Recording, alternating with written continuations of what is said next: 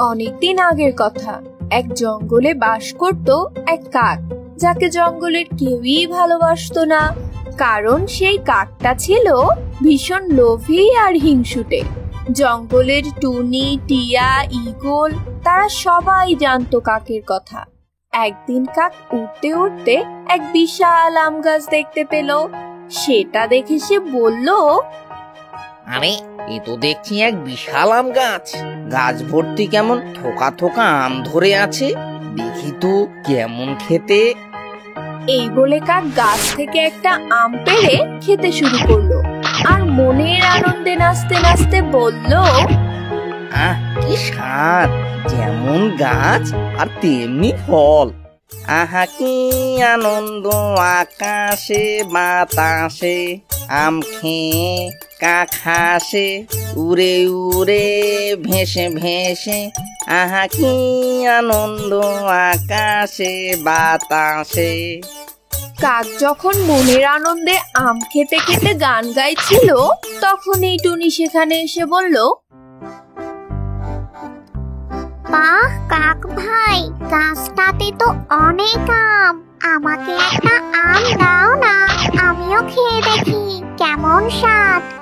টুনির কথায় কাক রেগে গিয়ে বলল, না না টুনি বোন, এই গাছের আম তোমাকে দেওয়া যাবে না। এই আম শুধু একা আমিই খাবো। এ কেমন কথা, এটা তো জঙ্গলেরই গাছ, এর মানে এই গাছের ফল সবাই খেতে পারবে, তাহলে তুমি আমায় নিষেধ করছো কেন? অত শত বুঝি না বাপু, এই গাছের আম আমি প্রথম দেখেছি, এর মানে এই গাছের সব ফল শুধু আমার। এই নিয়ে আমি আর কোনো কথাই শুনতে চাই না। কাকের কথায় টুনি কিছুটা কষ্ট পেল। বেশ, তুমি যখন আমাকে এই কথা বললে, তখন আমি চলে যাচ্ছি। এই বলে টুনি সেখান থেকে চলে গেল। টুনির চলে যাওয়ার দিকে তাকিয়ে তাকিয়ে কাক তখন মুখ বাঁকিয়ে বলল, চলে গেলে আমার তাতে বয়েই গেছে, এখন তো এখানে সেখানে আমার নামে নিন্দা করে বেড়াবে। বেশ, যা ইচ্ছে করোগে, আমি এই গাছে বাসা বাঁধলুম, এবার আমিও দেখি এই গাছের আম কে খায়। এই বলে কাক সেই আম গাছে বাসা বাঁধতে লাগলো। ওদিকে টুনি যখন মন খারাপ করে নিজের বাসায় ফিরছিল, তখনই টুনিকে দেখে টিয়া আর ঈগল বলল, কি গো টুনি বোন, একা একা কোথায় চললে? এদিকে এসো, একটু গল্প করি তোমার সঙ্গে।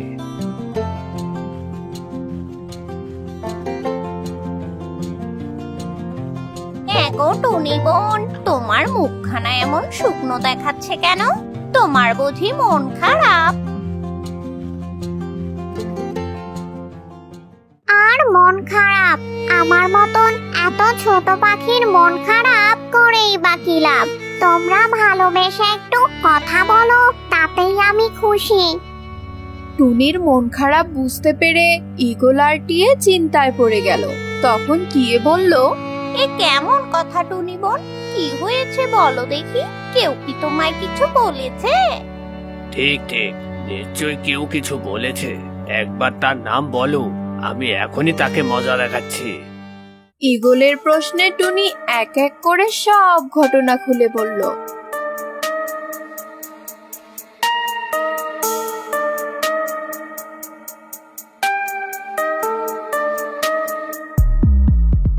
তখন সব শুনে ঈগল রেগে গিয়ে বলল, কি, ওই কাকের এত বড় সাহস, তোমাকে এত কথা বলেছে?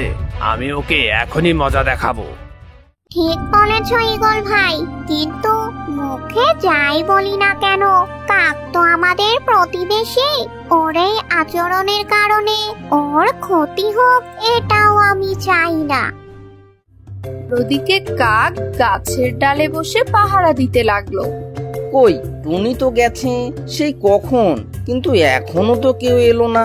আর এলেই বাকি, এমন সুস্বাদু আমের ভাগ আমি কাউকে দেব না ভাই, কিন্তু আমার তো ভীষণ ঘুম পাচ্ছে। এমন সাধের আম খেয়ে পেটটাও কেমন টইটম্বুর হয়ে আছে। যাই, কিছুক্ষণ জিরিয়ে নেই। এই বলে কাক সেই ডালে বসেই ঘুমিয়ে পড়ল। একটু পরে প্রচন্ড ঝড়ো বাতাস বইতে লাগলো।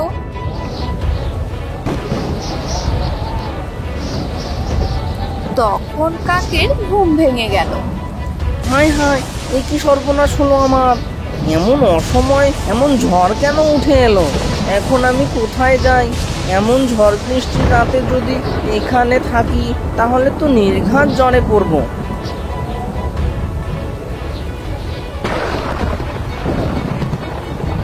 এই বলে কাক যখনই উঠতে যাবে তখনই সে বলে উঠল, না না না না না, এ আমি কি করছি? আমি এখান থেকে সরলে ওরা এই সুস্বাদু আমের ভাগ পাবে, সেটা হচ্ছে না। আমি এখান থেকে যাওয়ার আগে সব আম খেয়ে যাব।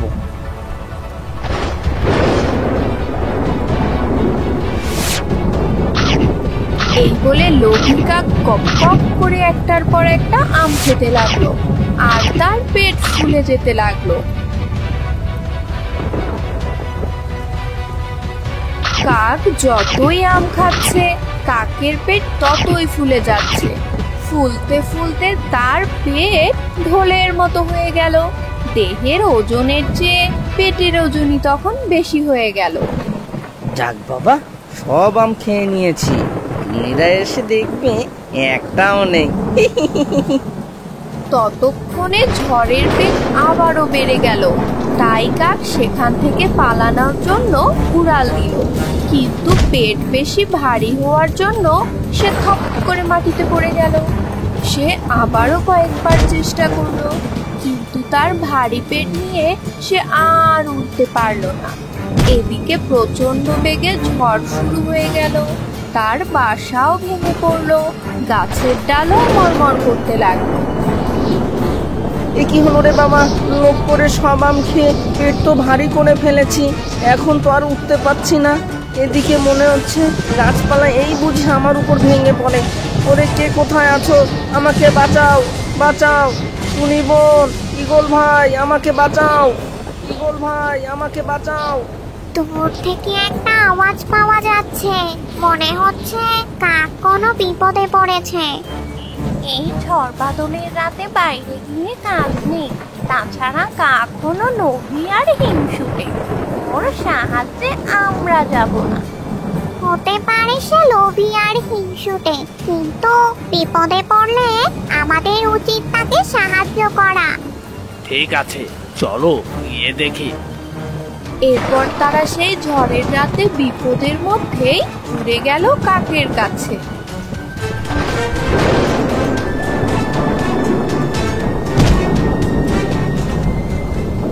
একই গো কাক ভাই, সব আম খেয়ে পেটটা তো বালিশের মতো ফুলিয়ে ফেলেছো, এদিকে আবার ভয়ে দেখছি থরথর করে কাঁপছো।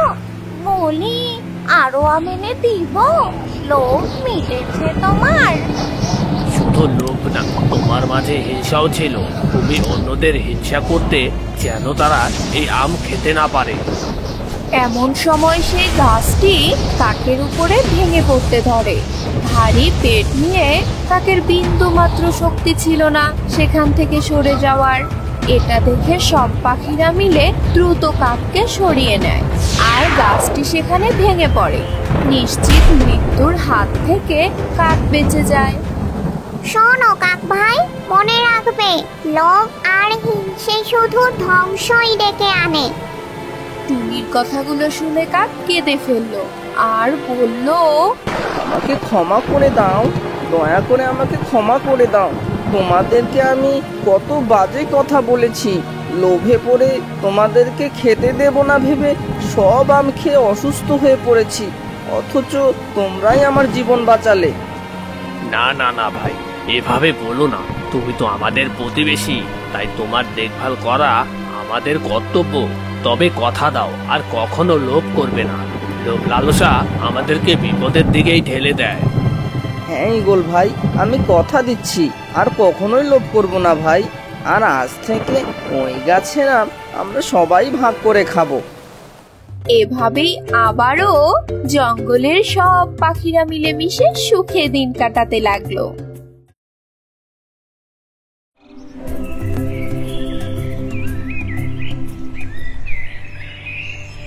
তারাপুর গ্রামে বাস করে কমলা নামের খুব গরিব আর অসহায় এক বুড়ি।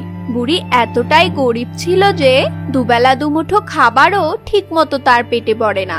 আত্মীয় স্বজন বলতে এক ছেলে ছাড়া বুড়ির আর কেউই নেই। বুড়ির ছেলে শহরে চাকরি করত, সে তার বউ আর ছেলেকে নিয়ে সেখানেই থাকতো। বৃদ্ধ মায়ের কোনো খোঁজই রাখে না। বুড়ির আর কি করার, বুড়ির আবার আচার বানানোর শখ ছিল। আম আমড়া থেকে শুরু করে রসুন মরিচের আচারও বুড়ি বানাতে পারতো, আর সেই আচার বিক্রি করেই আজকাল বুড়ি তার জীবন চালায়। উপরওয়ালাই জানে আজকে ঘরে কোনো খাবার আছে কিনা, দেখি গিয়ে। বুড়ি দেখতে পায় তার ঘরে খাবার বলতে খুব সামান্য একটু আটা ছাড়া আর কিছুই নেই। এরপরে বুড়ি ওই আটা দিয়ে 2টি রুটি বানিয়ে ফেলে।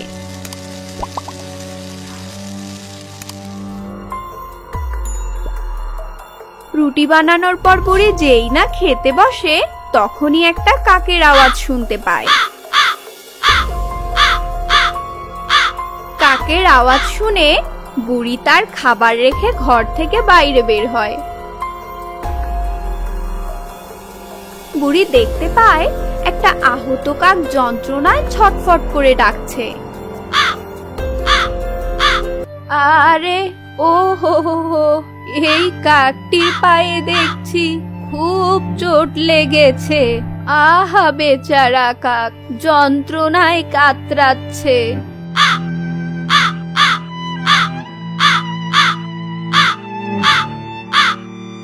এরপরে বুড়ি ওই কাকটিকে তার ঘরের ভিতরে নিয়ে আসে আর তারপর কাকটির পায়ে ঔষধ লাগিয়ে দেয়। আরে ওষুধ দেওয়ার পরেও তুমি চিৎকার করছো কেন? বুড়িমা, আমার খুব খিদে পেয়েছে, সারাটা দিন কিচ্ছু খাইনি। আহা বেচারা কাক, সারাদিন তাহলে কিছুই খাসনি? খাবার নিতে গিয়েই তো পায়ে এমন আঘাত জুটলো। আচ্ছা বুড়িমা, বলো তো আমাদের কি ক্ষুধা পায় না? ক্ষুধা পাবে না কেন রে, ক্ষুধা তো সবারই লাগে। তাহলে আমরা খেতে গেলে মানুষ আমাদের মারতে আসে কেন বলো তো? কাকের এই প্রশ্নের বুড়ি কোনো উত্তর দিতে পারল না। এরপরে বুড়ি তার বানানো সামান্য 2টা রুটি থেকে একটি রুটি সেই আহত কাকটিকে খেতে দেয়। শোন বাবা কাক, তুই তো অসুস্থ, ঠিক মতো খাবার জোগাড় করতে পারবি না। এক কাজ কর, যতদিন সুস্থ না হোস তুই আমার কাছেই আছিস, আমি তোকে খেতে দিব। বুড়ির মুখে এ কথা শুনে কাক খুব অবাক হয়ে যায়, সেই সাথে আনন্দে কেঁদে ফেলে। এরপর রুটি খাওয়া শেষে কাকটি বুড়ির বাড়ি থেকে উড়ে গেল।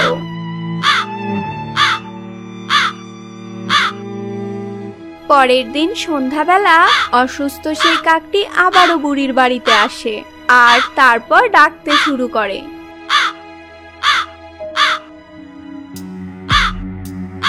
আরে এ তো মনে হচ্ছে গতকালের সেই কাকটি আবারও এসেছে। বুড়ি আবারও তার খাবার থেকে একটা রুটি কাকটিকে দিয়ে দেয়।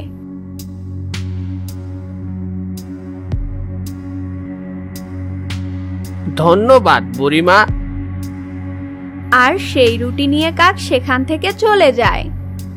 কাক প্রতিদিন বুড়ির আঙিনায় এসে ডাক দিত আর বুড়ি কাককে একটা করে রুটি দিত। ধন্যবাদ বুড়িমা। এভাবেই কেটে গেল বেশ কিছুদিন। ততদিনে কাকের সেই আঘাত পাওয়া পা ঠিক হয়ে গিয়েছে আর সেই খবর দিতেই কাক তার বুড়িমার বাড়ির দিকে উঠতে লাগলো।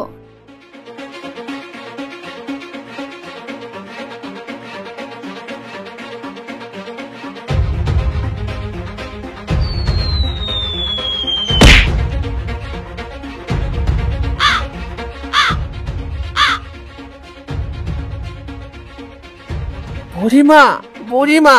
বুড়ি তার বাড়ির উঠানে অজ্ঞান হয়ে পড়ে আছে, আর সেই সুযোগে এক ঝাঁক শালিক পাখি বুড়ির আচার নিয়ে টানা হেঁচড়া করছে। এই দৃশ্য দেখে কাক আর স্থির থাকতে পারল না। সে ওই শালিকের ঝাঁকটিকে তাড়িয়ে দিতে লাগলো।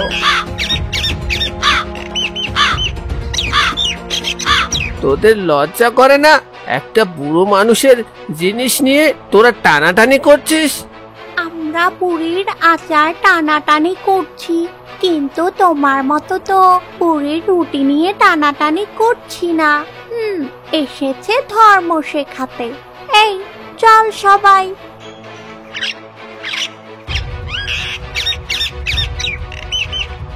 বুড়িমা, বুড়িমা, আমাকে এখনই ডাক্তার সাহেবকে আনতে হবে। এরপরে কাক খুব দ্রুত ডাক্তারকে ডেকে আনলো।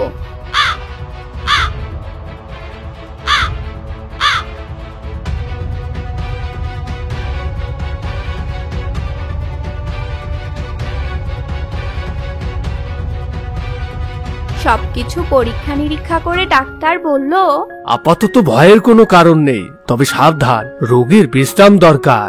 ওই আচার বেচতে বাড়ির বাইরে যেন বের না হয়, নইলে খুব খারাপ কিছু হয়ে যাবে। বয়স হয়েছে তো। এই কথা বলে ডাক্তার সেখান থেকে চলে যায়। শুনেছ তো সবকিছু। কিন্তু বাড়ির বাইরে গিয়ে আচার বেচতে না পারলে দুটো রুটিও তো জুটবে না, তখন তো না খেয়েই মরবো। বুড়ির কথা শুনে কাক খুব চিন্তায় পড়ে গেল। তার মাথা ঘুরছিল শালিকের কথা শুনে। বুড়িমা আসলেই তার জন্য অনেক করেছে, তার পায়ে ওষুধ দিয়ে দিয়েছে, খাবার দিয়েছে, আর তাই বুড়িমার এই বিপদের দিনে কাক তার পাশে থাকতে চাইলো।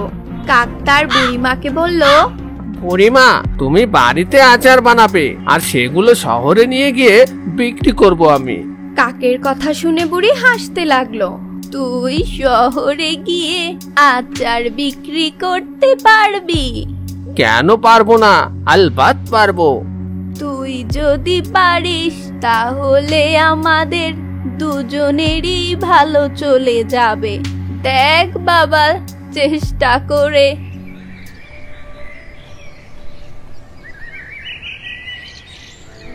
এরপরে বুড়ি আর কাক দুজনে মিলে তাদের আচারগুলো সুন্দর পলি দিয়ে প্যাকেট করলো, আর তারপর কাক সেই আচার বিক্রি করতে শহরের দিকে বের হলো।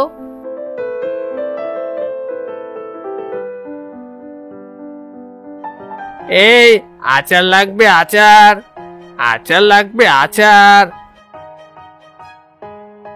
এক প্যাকেট আচার দাও তো। এই নাও। আমাকেও এক প্যাকেট দাও। কাক ভাই, আমাকেও এক প্যাকেট আচার দাও। এই নাও। বুড়ির বানানো আচার সত্যিই খুব লোভনীয় আর মজার। এই আচার যারা একবার খেয়েছে তারা আবারও খাওয়ার জন্য এসেছে। আমাকে আরো 5 প্যাকেট আচার দাও। আমাকে আরো 10 প্যাকেট দাও। কি সুন্দর আচার! এমন আচার আমি জীবনেও খাইনি। অল্প সময়ের মধ্যেই কাকটার সবগুলো আচার বিক্রি করে ফেললো। বাহ, আজকে অনেক টাকার আচার বিক্রি হয়েছে। কালকে আরো বেশি করে আচার আনতে হবে।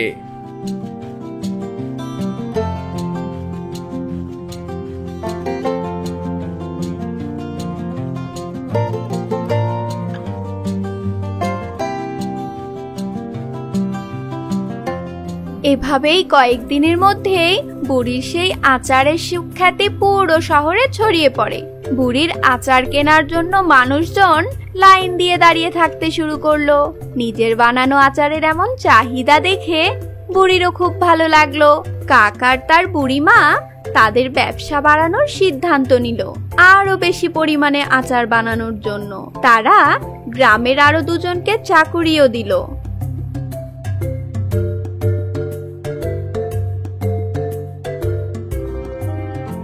এভাবে বছর ঘুরতে না ঘুরতেই বুড়ির আচারের সেই ছোট্ট কারখানা একটা বিশাল ফ্যাক্টরিতে বদলে গেল। সেই সাথে বুড়ির অনেক টাকাও আয় হলো। সেই কমলা বুড়ি এখন শহরের সব থেকে ধনী আর বিখ্যাত ব্যক্তি। কিন্তু এত কিছু হওয়ার পরেও ছেলে, ছেলের বউ আর নাতির জন্য বুড়ির খুব দুঃখ ছিল। সেটা তার কাক ছেলে জানতো, আর তাই একদিন কাক বেরিয়ে পড়ল বুড়ির আসল ছেলেকে খুঁজতে। খুঁজতে খুঁজতে এক সময় কাক গিয়ে পৌঁছালো বুড়ির ছেলের বাড়িতে। আমি ভুল করেছি, অন্যায় করেছি। বৃদ্ধ মায়ের পাশে থাকাটা প্রতিটি সন্তানের জন্য কর্তব্য, কিন্তু আমি সেই কর্তব্য পালন করিনি। আমি অযোগ্য সন্তান, আমি যাব না। বাবা চলো, তুমি গেলে দাদি অনেক খুশি হবে। তোমাদের দেখতে পেলে বেচারি মরেও শান্তি পাবে। ভুল যা করেছো আগেই করেছো, নতুন করে আর ভুল করো না। তুমি মায়ের কাছে ফিরে চলো। কাকের এই কথাটি বুড়ির ছেলের মনে ধরে। তার দু চোখ বেয়ে পানি ঝরতে শুরু করে। এরপর বুড়ির ছেলে, ছেলের বউ আর নাতিকে নিয়ে কাক বুড়ির বাড়িতে আসলো। এত বছর পর ছেলে আর নাতিকে দেখে বুড়ি যেন আকাশ থেকে পড়লো। সবকিছু ভুলে গিয়ে কমলা বুড়ি তাদের জড়িয়ে ধরে। আর বুড়ির ছেলে কাক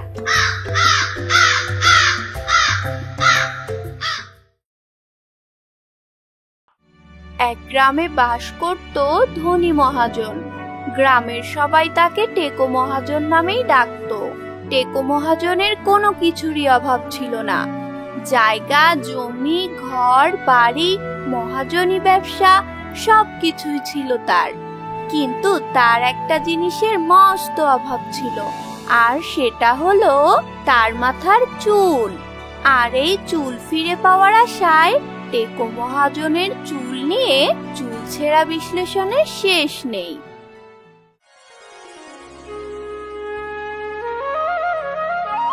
কি ব্যাপার তোমার? এই সকাল সকাল কোথায় গিয়েছিলে? নাওয়া নেই, খাওয়া নেই, সকাল থেকে একেবারেই নিরুদ্দেশ। বলবো, রাগ করবে না তো? আরে বলো, তুমি না বললে আমি কি আর বুঝতে পারি না? টেকো মাথায় চুল গজানোর উপায় খুঁজতে গিয়েছিলে নিশ্চয়। তা এবার কোথায় গিয়েছিলে? আগে গিন্নি, আমি জানি আমার এই টেকো মাথার কারণে তুমি আমাকে পছন্দ করো না। সে কি কথা গো? তোমাকে পছন্দ না করলে কি আর এত বছর একসাথে ঘর করি? না না, আমি জানি আমার এই টেকো মাথার কারণে তুমি সব জায়গায় লজ্জিত হও। কিন্তু কি করব বলো, উপরওয়ালা আমার কপালে টাকা দিয়েছে, কিন্তু কপালের উপরে একটা আস্ত টাকও দিয়েছে। কত চেষ্টাই না করলাম, কিন্তু কোনো ফল হলো না। ও ফল আর হবেও না। শুধু শুধু এই টেকো মাথায় চুল গজানোর চেষ্টা না করে ব্যবসা বাণিজ্যে মন দাও, সেটাই বরং ভালো হবে। যাই, তোমার এই টেকো মাথা নিয়ে কথা বলে লাভ নেই। চুল কাটাবে গো চুল, চুল কাটাবে গো চুল। এই হলো ভুলো নাপিত। আশেপাশের 10 গ্রামে ভুলোর মতো ধুরন্ধর আর ঠকবাজে ব্যক্তি একটিও নেই। সুযোগ পেলেই সে যে কাউকে বোকা বানাতে পারত। আজকে ভুলো নাপিত এসেছে টেকো মহাজনের গ্রামে। চুল কাটাবে গো চুল, চুল কাটাবে গো চুল।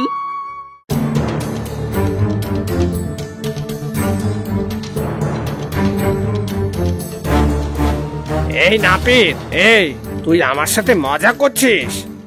মজা করব কেন কর্তা? আজকে আপনার মাথায় চুল নেই তো কি হয়েছে? 2 মাস পরে যখন চুল হবে তখন কাটাবেন। তুই কিন্তু আমার সাথে ইয়ার্কি মারছিস। কেন তুই দেখতে পাচ্ছিস না এই টাক মাথায় 2 মাস কেন, 2 যুগেও কোনো চুল গজাবে না। মহাজন, আমি হলাম চুলের কারিগর। চুল নিয়েই আমার কাজ কারবার। আমি জানি আপনার মাথায় চুল গজাবে। আসলে ভুলো নাপিত এভাবেই কথার জালে টেকো মহাজনকে ফাঁসাচ্ছিল। এদিকে চুল গজানোর কথা শুনে টেকোর মুখ উজ্জ্বল হয়ে উঠল। তার চোখ আনন্দে চকচক করতে লাগলো। চুল গজাবে? নাপিত ভাই, এ কি বলছো তুমি? আমি যা বলছি একদম ঠিক বলছি। আমার 12 বছরের নাপিতগিরির অভিজ্ঞতা থেকেই বলছি। নাপিত ভাই, আমি জানি একমাত্র তুমিই পারো আমাকে সাহায্য করতে। সে সাহায্য আমি করতে পারবো, কিন্তু সে তো অনেক খরচের ব্যাপার। নাপিত ভাই, যত টাকা লাগে আমি দেব, কিন্তু আমার এই টাক মাথায় চুল চাই। মক্কেল ফেসেছে। আসলে নাপিতের মাথায় তখন কাজ করছিল একটা দুষ্ট বুদ্ধি। টেকো মহাজনের চুলের প্রতি দুর্বলতাকে কাজে লাগিয়ে নাপিত কিছু টাকা আয় করতে চাইলো। এরপরে ধুরন্ধর ওই নাপিত টেকো মহাজনকে বলল, ওই যে ডাঙার ওপারে জঙ্গলে থাকে এক জাদুর কাক। জাদুর কাক? জাদুর কাক। ওই জাদুর কাকের বিষ্ঠায় আছে অলৌকিক শক্তি। তুমি যদি ওই কাকের বিষ্ঠা তোমার মাথায় দিতে পারো, তবেই তোমার মাথার চুল গজাবে। কিন্তু চুল গজাবে তো? গজাবে না মানে? আলবৎ গজাবে। এই যে আমার চুল, এসব তো ওই জাদুর কাকের অবদান। কাকের বিষ্ঠায় আমার এই চুল গজিয়েছে। তবে কাকের বিষটা কেন? বাঘের বিষটাও আমি মাথায় দিতে রাজি আছি, তবুও আমার এই টাক মাথায় চুল চাই। তুমি আমাকে ওই কাকের ঠিকানাটা বলো। সেটা তো মহাজন ওই জঙ্গলে গিয়ে আপনাকে নিজেকেই খুঁজে বের করতে হবে। ঠিক আছে ঠিক আছে, ওই জাদুর কাককে আমি ঠিক খুঁজে বের করব। আসলে এমন অলৌকিক কাকের অস্তিত্ব ওই জঙ্গলে কখনোই ছিল না। ধুরন্ধর ওই নাপিত এসব মন গড়া কথা বলে টেকো মহাজনের টাকা হাতিয়ে নিচ্ছিল মাত্র। তো মহাজন, আমার টাকাটা? নাপিত ভাই, এই নাও, এই সবগুলো তোমার। এতদিনে মনে হচ্ছে আমার টাক মাথাটা ঢেকে যাবে। বেটা টেকো, যাও এবার জঙ্গলে। চুল কাটাবে গো চুল, চুল কাটাবে গো চুল।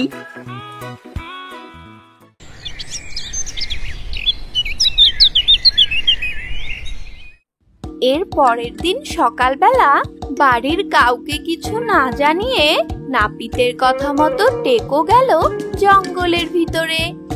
যে কোনো ভাবেই হোক এবারে সে তার এই টাক মাথায় চুল গজিয়ে তবেই বাড়ি ফিরবে। কিন্তু সেই জঙ্গলে পৌঁছার পরে টেকো মহাজন বুঝতে পারলো এই বিশাল জঙ্গলে জাদুর কাককে খুঁজে বের করাটা মোটেও সহজ হবে না। আরে বাপরে, সেই সকাল থেকেই হাঁটছি, কিন্তু ওই অলৌকিক কাকের তো কোনো চিহ্নই দেখছি না।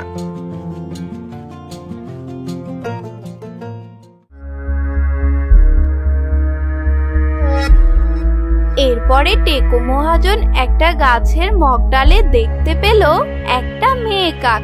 টেকো তখন ঠিক করলো ওই মেয়ে কাকের থেকে সে জাদুর কাকের ব্যাপারে জিজ্ঞেস করবে। এই কাক, এইদিকে শোন।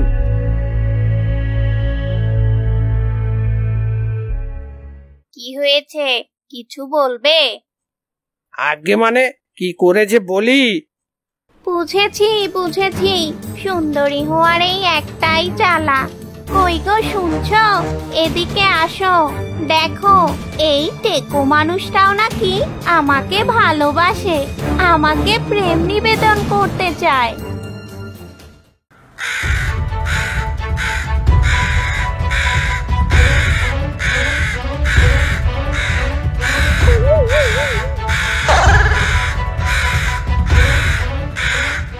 এই যা যা যা বলছি।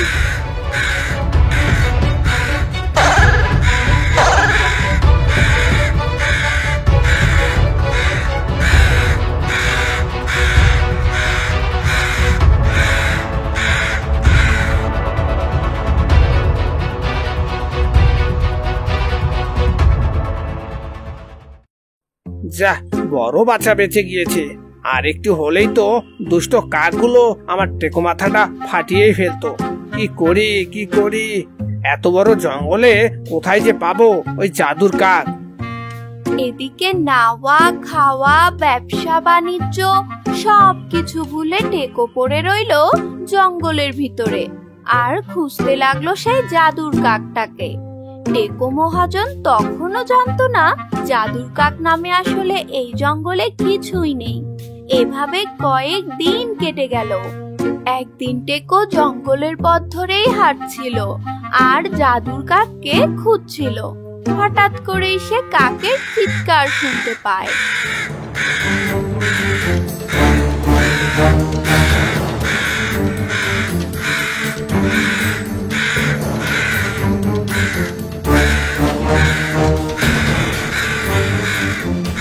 আরে, এটা তো দেখছি সেই কাকটি। আহারে, শকুনগুলো তো ওকে মেরেই ফেলবে।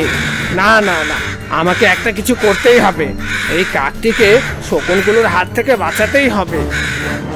এরপরে টেকো একটা লাঠি নিয়ে শকুনগুলোকে তাড়াতে শুরু করলো।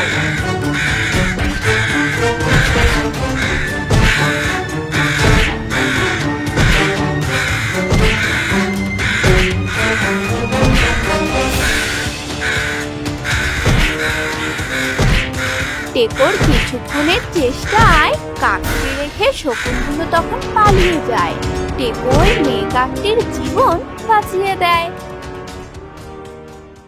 তুমি আমাকে ক্ষমা করে দিও।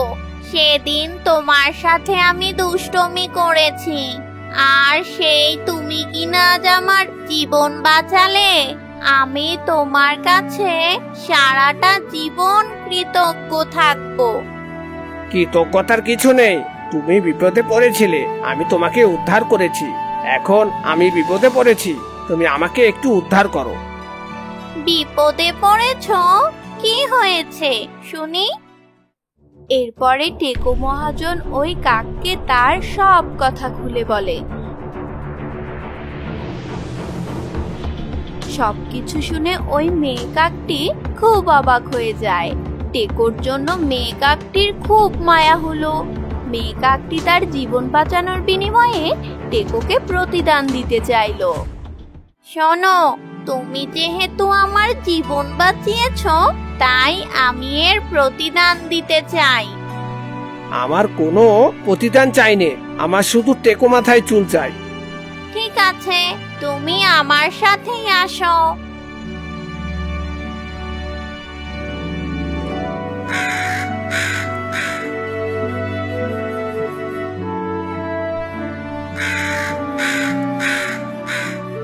এরপরে টেকোকে নিয়ে কাক গেল আরো গভীর জঙ্গলে। সেখানে ছিল পাশাপাশি দুইটি অদ্ভুত পুকুর।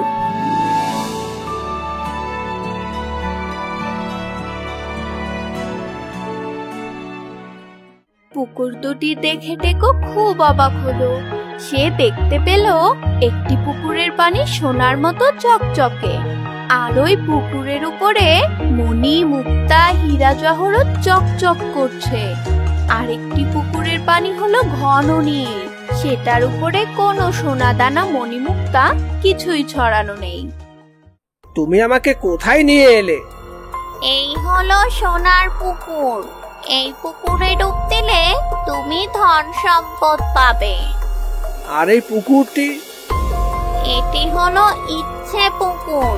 এখানে ডুব দিলে তোমার মনের ইচ্ছা পূরণ হবে, কিন্তু শর্ত হলো এই দুটি পুকুরের মধ্যে যে কোনো একটি পুকুরে মাত্র একবার ডুব দিতে পারবে। খবরদার, একবারের বেশি ডুব দিও না, নইলে খুব বিপদে পড়বে। বুঝেছি বুঝেছি, আমার কোনো ধন সম্পদ চাই নে, আমার চুল চাই, চুল। তাহলে তুমি ইচ্ছে পূরণ পুকুরে ডুব দাও। আমাকে এখন যেতে হবে, বাকি কাজ তোমাকে একাই করতে হবে।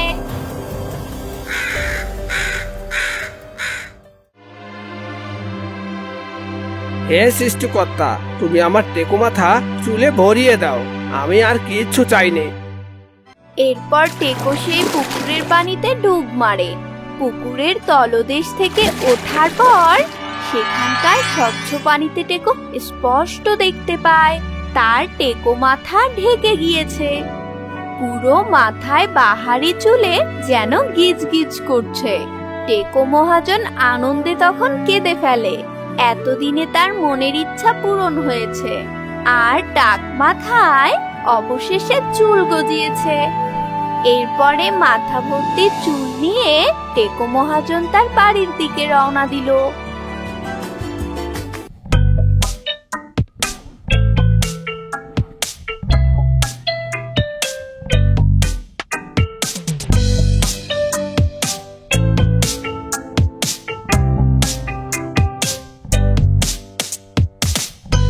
গিন্নি, আরে ও গিন্নি, কোথায় গেলে? তাড়াতাড়ি বাইরে আসো, দেখে যাও টেকো মহাজনের টাক গায়েব।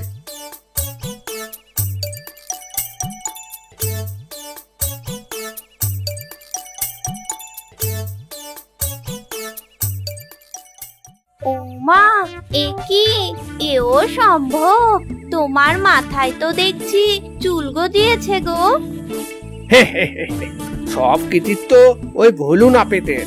ওর কথায় আমি জঙ্গলে গিয়েছিলাম জাদুর কাক খুঁজতে, সে পাইনি, তবে এক কাক বন্ধুকে পেয়েছিলাম। তার সাহায্যেই আমার এই টাক মাথার চুল গজিয়েছে গো। এই চুলগুলো তোমাকে যা মানিয়েছে, একেবারে ফিল্মের হিরোর মতোই লাগছে গো।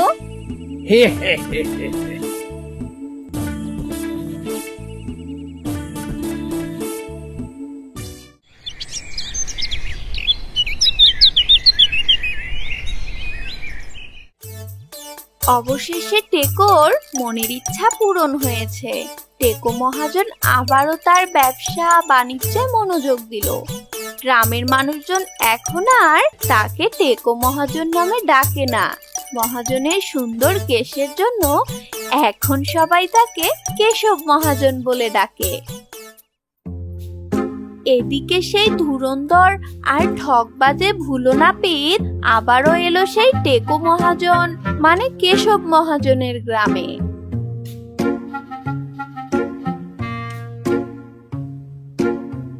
চুল কাটাবে গো চুল, চুল কাটাবে গো চুল। ভোলু নাপিত, দাঁড়াও দাঁড়াও। আরে মক্কেল দেখি নিজেই সুরসুর করে আসছে। যাই, টেকো মহাজনের থেকে আরো কিছু টাকা বাগিয়ে নি। টেকো মহাজনের টাকে চুল দেখে ভুলো নাপিত বিস্ময়ে অবাক হয়ে গেল। টেকোর মাথায় চুল দেখে সে না পারছিল বিশ্বাস করতে, আবার বিশ্বাস না করেও তার উপায় নেই, কারণ তার বুদ্ধিতে টেকো গিয়েছিল জাদুর কাক খুঁজতে।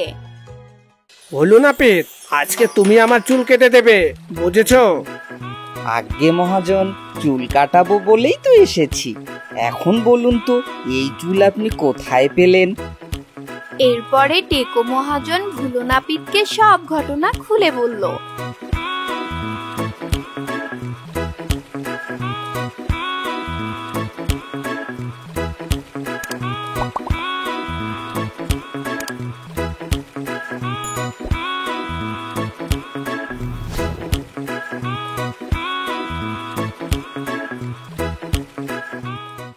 টেকো মহাজনের থেকে সব শুনে ধুরন্ধর আর ঠকবাজই ভুলু নাপিতের যেন আর তর সইছিল না। ধন সম্পদের প্রতি ভুলু নাপিতের খুব লোভ। ভুলু নাপিত সেখানে এক মুহূর্তও দাঁড়ালো না আর। আরে ও ভোলু নাপিত, চুল তো কেটে দিয়ে যাও। এখন সময় নেই গো কর্তা, আমি চললাম। সাবধান, বেশি লোভ করো না, একবারের বেশি রূপ দিও না। এরপরে ভুলু নাপিত জলদি পা চালিয়ে সেই জঙ্গলের দিকে যেতে লাগলো। আর তারপরে টেকোর কথা মতো নাপিত গিয়ে পৌঁছালো সেই সোনার পুকুর আর ইচ্ছা পুকুরের সামনে। সোনার পুকুরে সোনা দানা মণিমুক্তা দেখে ভুলো নাপিতের মাথা নষ্ট হওয়ার জোগাড়। এরপরে ভুলো নাপিত ডুব মারে সেই সোনার পুকুরে। আরে বাপরে, এত সোনা! এই সবগুলো আমার? 2 হাত ভর্তি সোনা দানা আর মণিমুক্তা দেখে ভুলু নাপিতের লোভ যেন আরো বেড়ে গেল। আমার বহুদিনের ইচ্ছা আমিও মহাজন হব। নাপিতগিরির কাজে কোনো সম্মান নেই। এরপরে মনের আশা পূরণ করতে ভুলু নাপিত ডুব দিল ইচ্ছে পূরণ পুকুরের পানিতে।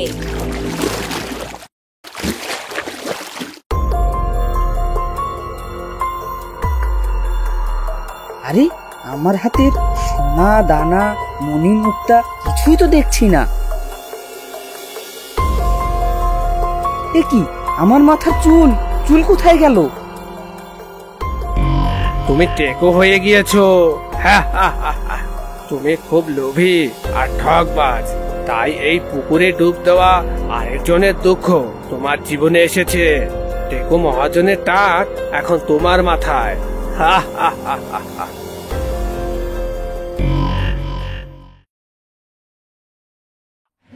জঙ্গলের পাশে এক বিশাল বড় গাছের 2টি ডালে 2টি পাখির বাসা ছিল।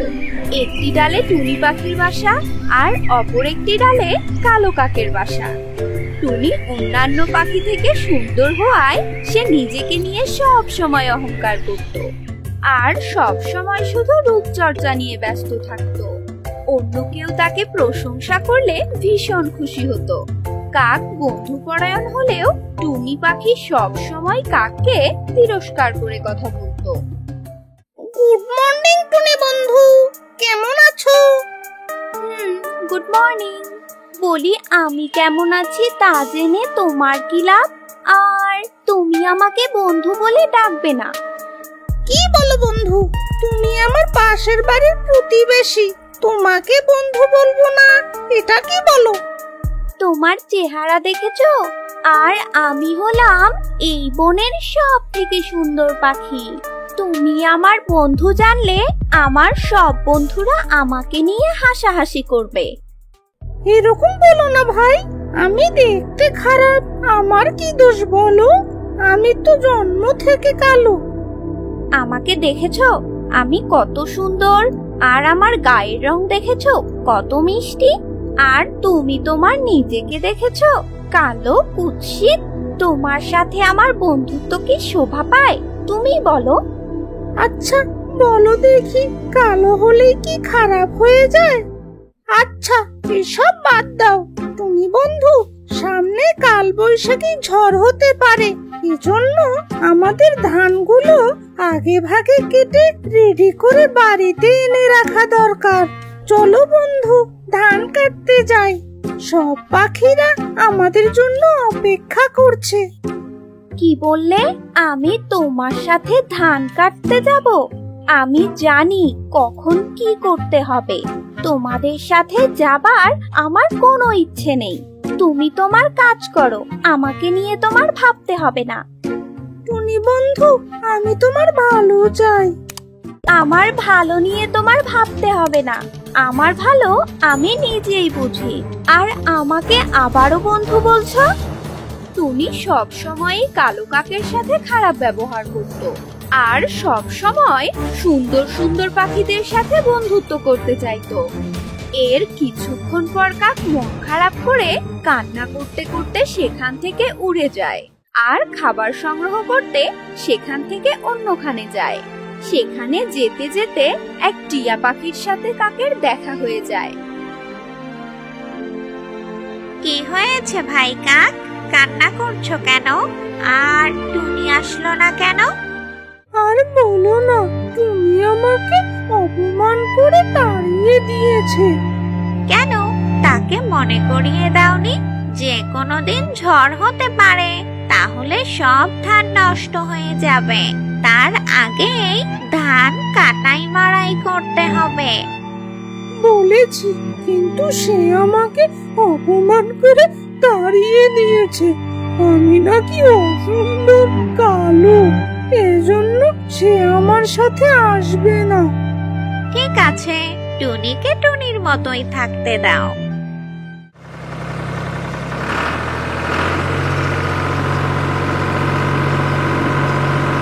তারপর টিয়া আর আর কাক মিলে ধান কাটার মেশিন দিয়ে ধান কাটে।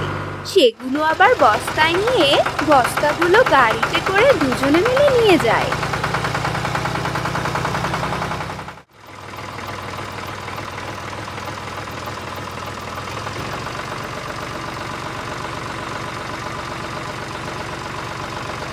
কাকের বস্তাগুলো কাকের বাড়িতে নামিয়ে দিয়ে টিয়া গাড়ি নিয়ে তার বাড়িতে চলে যায়।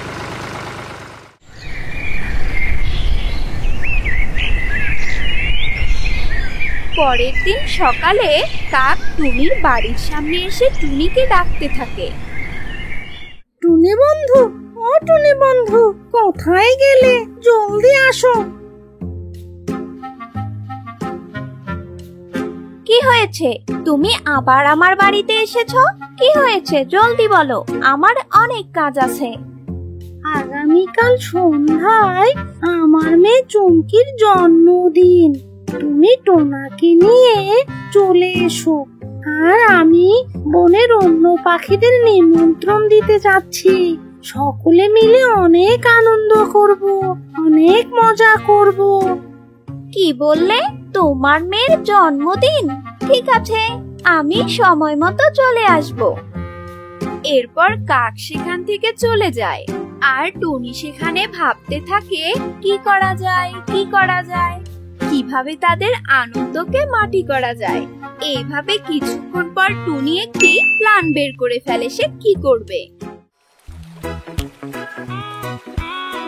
কাক তখন উড়ে যায় টিয়ার বাড়ির দিকে, গিয়ে বলে, টিয়ে বোন, কাল সন্ধ্যায় আমার মেয়ে চুমকির জন্মদিন। তুমি তোমার স্বামী তোতা টিয়াকে নিয়ে আমাদের বাসায় আসিও। কাক উড়ে যাবার কিছুক্ষণ পর টুনি গিয়ে টিয়ের বাড়িতে উপস্থিত হয় আর বলে, কি টিয়া, কেমন আছো? আজকে তোমাকে অনেক খুশি খুশি লাগছে। কাকের বাড়িতে নিমন্ত্রণ পেয়েছো, তাই না? আগামীকাল সন্ধ্যার পর কাকের মেয়ে চুমকির জন্মদিন, এই জন্য খুশি। তুমি কি একটা কথা শুনেছিলে? গত বছর ওর মেয়ের জন্মদিনের অনুষ্ঠানের পর কাক আমাকে তোমার সম্পর্কে কি বলেছিল? কই না তো, বলো শুনি। তুমি নাকি অনেক বোকা, তোমার লেজ মোটা, তুমি স্মার্ট না, তুমি অসুন্দর, আর তোমার গা থেকে নাকি দুর্গন্ধ বের হয়। আরো কত কি বলেছে। এরপরও কি তুমি ওই কাকের বাসায় যাবে? কি এই কথা বলেছে? না, আমি আর ওর বাসায় যাব না। আমি আর ওর সাথে কথাও বলবো না।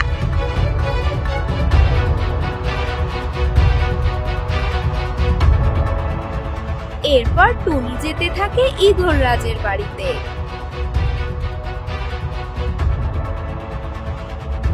বাড়ির পাশে গিয়ে দেখলো কাক সেখানে গেছে ঈগলকে নিমন্ত্রণ দিতে। তখন টুনি গাছের আড়ালে লুকিয়ে থাকলো।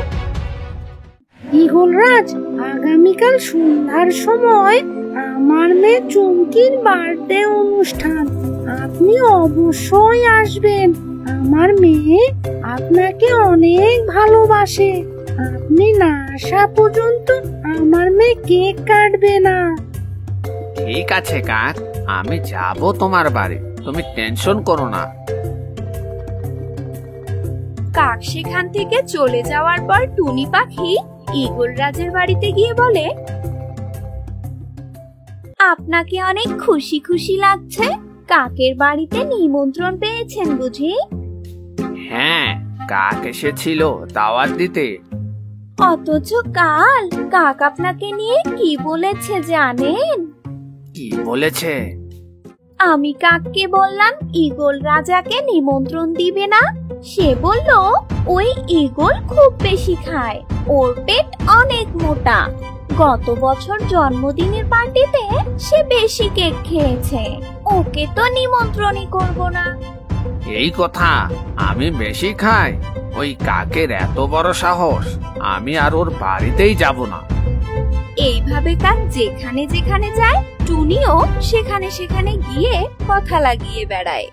পরের দিন সন্ধ্যায় কাকের মেয়ে আর কালো কাক কেক নিয়ে অপেক্ষা করছে সবাই আসবে বলে। কিন্তু সন্ধ্যা থেকে রাত হয়ে যায়, তবু কারো দেখা নাই। কেউ আসছে না কেন? কি হয়েছে সবার? সবাই কি রাগ করলো নাকি? অনেকটা সময় পার হওয়ার পরও কেউ না আসায় কাকের মেয়ে খুব কষ্ট পায়। মা, কিছু একটা হয়েছে, নইলে কেউ এলো না কেন? যাই হোক, চলো আমরা নিজেরা মিলে এবারের জন্মদিনটা পালন করি। এরপর তারা একাই জন্মদিন পালন করে এবং ঘুমিয়ে পড়ে। রাতে মুষলধারে বৃষ্টি শুরু হয়, যেন থামার নামই নেই। সাথে ঝড়ো বাতাসও শুরু হয়ে যায়। বাতাসের এত জোর যেন সব কিছু উড়ে নিয়ে যায়। কিন্তু কাক অনেক পরিশ্রম করে যে বাসাটি বানিয়েছিল, তাই সেটি ছিল অনেক শক্ত আর মজবুত। তারা তাদের ঘরে অনেক সুরক্ষিত ছিল।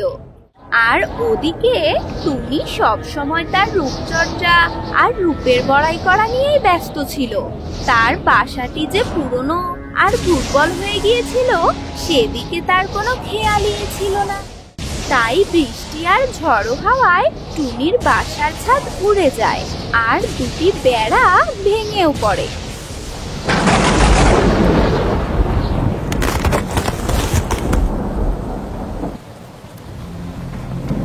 কে আছো? আমাকে বাঁচাও!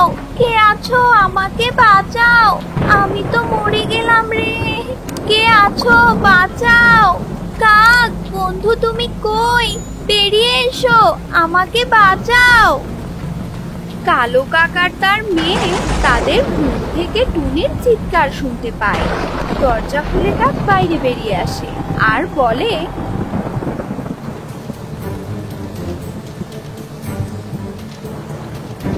আরে টুনি বন্ধু, কি হয়েছে তোমার? কি অবস্থা তোমার? আমি আর আমার মেয়ে আসছি তোমাকে বাঁচাতে। না মা, তুমি যাবে না। ওই টুনি তোমাকে অনেক অপমান করেছে। কি বলো মা? বিপদে বন্ধুর পরিচয়, আর আমি টুনিকে আমার বন্ধু মনে করি।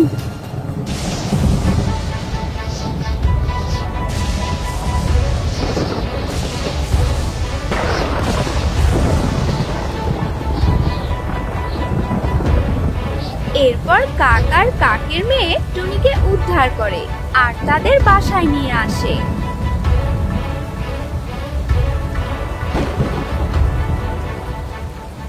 টুনির মাথার আঘাতে তারা ব্যান্ডেজও করে দেয়।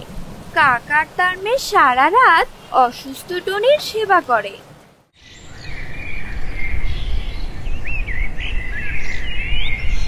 পরদিন সব পাখি আসে টুনিকে দেখতে। কাক বন্ধু, তুমি আমাকে ক্ষমা করে দিও। আমি তোমাকে অনেক অপমান করেছি। ছি ছি, অথচ তুমি আমার জীবন বাঁচিয়েছো। তোমার এই ঋণ আমি কোনোদিন শোধ করতে পারবো না বন্ধু। বন্ধু তুমি ঋণ বলছো কেন? আসলে সব সময় নিজের ভালো না ভেবে অন্যেরও ভালো ভাবতে হয়, তবেই সকলের মঙ্গল। বন্ধুরা, আমি আমার রূপের জন্য অনেক অহংকার করেছিলাম, আর অন্য পাখিরা কাকের সম্পর্কে তোমাদেরকে মিথ্যে বলেছিলাম। আমি আমার ভুল বুঝতে পেরেছি। আমি আর কোনোদিন কারো ক্ষতি করব না। তোমরা আমাকে ক্ষমা করে দাও। আমার তখনই মনে হয়েছিল কাক এরকম কথা বলতেই পারে না। তুমি মিথ্যে বলেছিলে। মিথ্যে বলে একজনকে অন্যজনের শত্রু বানানো একদম ঠিক না। এর কিছুদিন পরে টুনি আবারও নতুন করে বাসা করে। সবাই তাকে সাহায্য করে। এরপর থেকে টুনির সব থেকে ভালো বন্ধু হয় সেই কালো কাক। তারা আর কোনোদিনও ঝগড়া করে না, মিলেমিশে দিন কাটায়। বিপদে আপদে সবাই সবার কাছে এগিয়ে আসে। বনের সব পাখিরা একসঙ্গে খাবার আনতে যায়, ঘুরে বেড়ায়, সকলে অনেক মজা করে।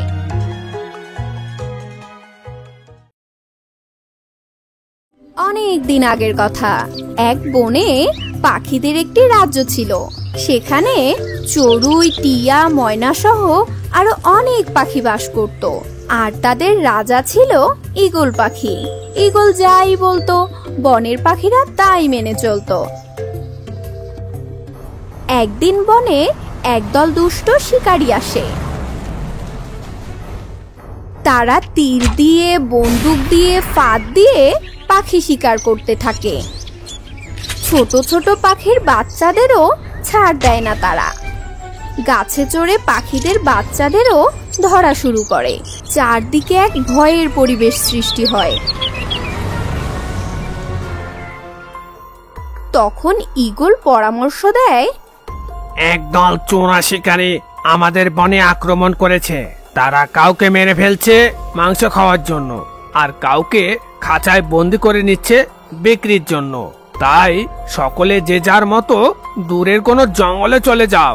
শিকারীরা আমাদের না পেলে তারা এখানে আর থাকবে না, অচিরেই এই জঙ্গল ছেড়ে চলে যাবে। 10-15 দিন পর আমরা আবার আমাদের এই রাজ্যে ফিরে আসব। এই কথা শুনে সকল পাখি সেখান থেকে পালিয়ে যায়। ঈগল পাখিও পালিয়ে যাচ্ছিল, কিন্তু যাওয়ার পথে টোনার সাথে তার দেখা হয়ে যায়। টোনা কাঁদছে দেখে ঈগল দাঁড়ালো আর জিজ্ঞেস করলো, কি ব্যাপার টোনা, পালিয়ে না গিয়ে তুমি এখানে বসে বসে কাঁদছো কেন? ওরা আমার টনি ও বাচ্চাকে বন্দি করে নিয়েছে। আপনি তো আমাদের রাজা, আপনি কিছু একটা করুন। যেহেতু ঈগল রাজা, তাই তার কিছু দায়িত্ব রয়েছে। ঈগল না করতে পারল না।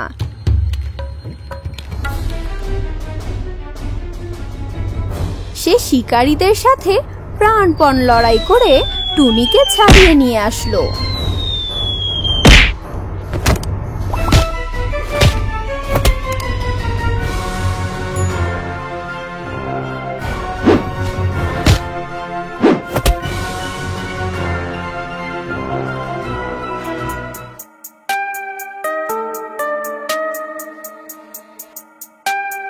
টুনিকে পেয়ে টোনা ভীষণ খুশি হলো। আর আমাদের বাচ্চাটিকে উদ্ধার করতে পারেননি? তাকে এখনো খুঁজে পাইনি। তবে আশেপাশে নিরাপদ জায়গায় থাকো, আমি আবার যাচ্ছি তোমাদের বাচ্চাকে উদ্ধার করতে।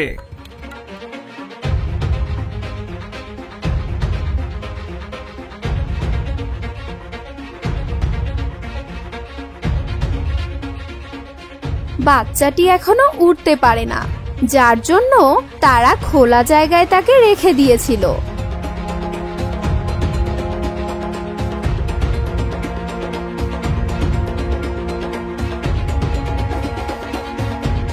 ঈগল নিশানা ঠিক করে আর উড়ে ছো দিয়ে বাচ্চাটাকে উঠিয়ে নিয়ে যায়।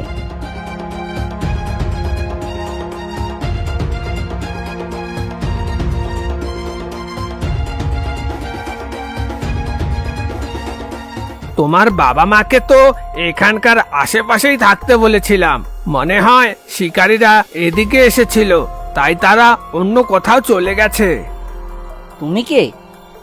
আমাকে তুমি মামা ডেকো, কিন্তু ভাগ্নে এখানে বেশিক্ষণ থাকা যাবে না। এক কাজ করি, আমরা এখন দূরে চলে যাই, পরে তোমার মা বাবাকে খুঁজে বের করা যাবে। এই বলে ঈগল ছানাটিকে তার সাথে নিয়ে উড়ে যেতে থাকে। অনেক দূর যাওয়ার পরে একটা সময় ক্লান্ত হয়ে মাটিতে নেমে আসে। সে এতটাই ক্লান্ত হয়ে গিয়েছিল যে সে আর নড়াচড়াই করতে পারছিল না। তার খুব তেষ্টা পেয়েছিল। পানি পানি পানি, যাই দেখি একটু পানি পাই কিনা।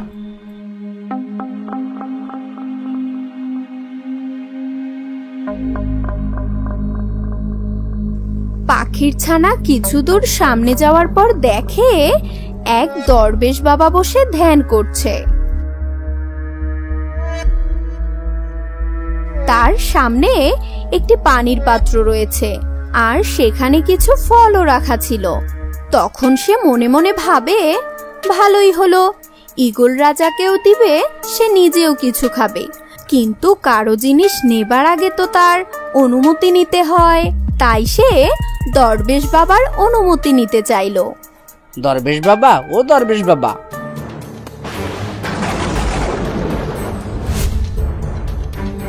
কে কে তুই? আমার ধ্যান ভঙ্গ করলি, আমার 10 বছরের সাধনা নষ্ট করে দিলি। আমি তোমার থেকে পানি আর কিছু ফল নিতে চাইছিলাম। খাবার নেওয়ার জন্য তুই আমার ধ্যান ভঙ্গ করলি? আমি তোকে সাপ দিচ্ছি, তুই একটা মহাঘাতক হয়ে যাবি। সুন্দর পাখি থেকে তুই একটা দানব কাক হয়ে যাবি, আর যতই খাবি বড় হতেই থাকবি। দরবেশ বাবার এই কথা বলা মাত্র ছোট পাখিটি একটি কাকে পরিণত হয়ে গেল এবং সে সামনে থাকা ফলগুলো খেয়ে আরো বড় হয়ে গেল।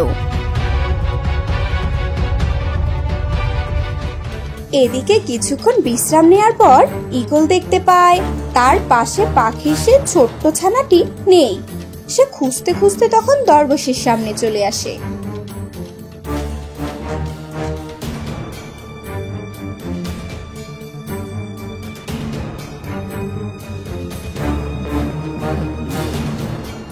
দরবেশ বাবা, পাখির একটি ছোট্ট ছানাকে এদিকে আসতে দেখেছেন? এটাই সেই ছানা। খাবার পানি নেওয়ার জন্য সে আমার ধ্যান নষ্ট করে দিয়েছে। ওকে অভিশাপ দিয়ে আমি দানব কাক বানিয়ে দিয়েছি। এ কি করেছেন দরবেশ বাবা? আমি খুব তৃষ্ণার্ত ছিলাম, আমার জীবন বাঁচানোর জন্য ও পানি খুঁজছিল। আপনি আপনার অভিশাপ ফিরিয়ে নিন প্লিজ। তখন ঈগল সাধুকে সব ঘটনা খুলে বলে। সব শুনে সাধু বাবা বলেন, সাধুর দেওয়া অভিশাপ তো ফিরিয়ে নেওয়া যায় না, কিন্তু একটা উপায় আছে।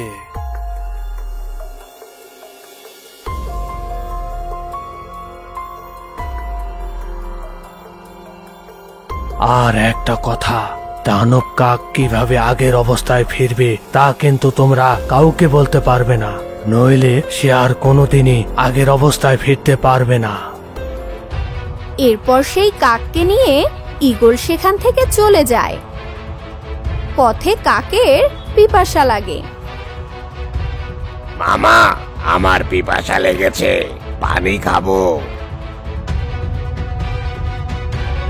ওই যে নদী দেখা যাচ্ছে, ওখানে গিয়ে দুজনেই পানি পান করে তৃষ্ণা মিটাবো। তারপর তারা নদীর ধারে যেতে থাকে। ঝোপের আড়ালে ছিল শিয়াল। সে ফোন দিয়ে এঁটেছিল ঈগলকে খাওয়ার। যেই সে পানি পান করতে যাবে তখনই শিয়াল এক লাফ দিয়ে আসে ঈগলকে খেতে, কিন্তু কাকটা দেখে ফেলে আর গপ করে শিয়ালকে খেয়ে ফেলে। শিয়ালকে খাওয়ার সাথে সাথে কাক আরো বড় হয়ে যায়। কি মজা! আর এই ঘটনা দেখে ঈগল ভীষণ অবাক হয়ে যায়। এরপরে নদীতে গিয়ে কাক নদীর সব পানি খেয়ে ফেলে। পানি খাওয়ার পর দেখা যায় নদীতে দুইটা কুমির ছিল। কাক সেগুলোকেও গপ করে গিলে খায়, আর কাক আগের থেকে অনেক বড় হয়ে যায়। এখন দেখতে তাকে একদম দানবের মতোই লাগে। ভাগ্নে, আমি বুঝতে পেরেছি তুমি এখন অনেক শক্তিশালী দানব হয়ে গেছো। তাহলে চলো আমাদের রাজ্যে ফিরে যাই, আর তুমি ওই চোরা শত্রুদের খেয়ে ফেলো। এরপরে ঈগল কাকের পিঠে করে ফিরতে থাকে।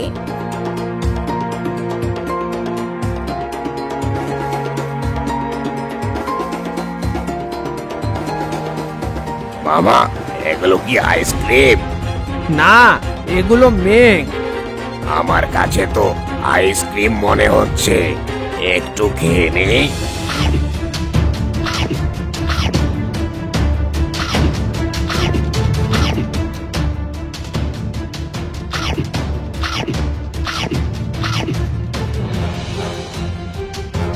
অবশেষে তারা তাদের রাজ্যে পৌঁছায়।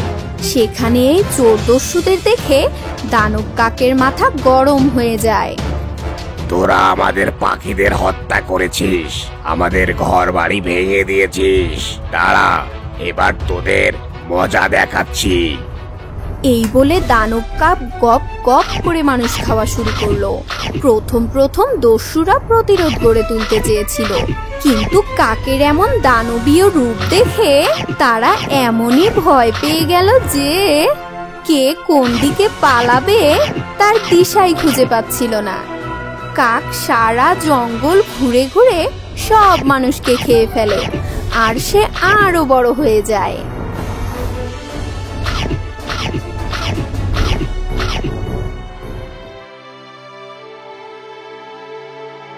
শত্রুরা নিশ্চিহ্ন হয়েছে। এখন একে একে সব পাখিরা রাজ্যে ফিরে আসতে শুরু করবে। আমি অপেক্ষায় আছি টোনা আর টুনি ফিরে আসার। তাদের খুব জরুরি প্রয়োজন। শিকারি না থাকায় 2-1 দিনের মধ্যে সব পাখিরা আবারও ফিরে আসতে শুরু করে। টোনাটুনিও ফিরে আসে।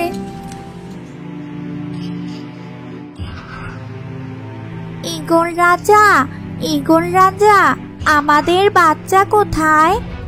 ঈগল তখন সব কথা খুলে বলে, কিন্তু সাধুর কথা মতো এটা বলে না যে কিভাবে এই দানব কাক আবারও ভালো হতে পারে, কারণ এটা বললে দানব কাক আর কোনোদিনই ভালো হতে পারবে না।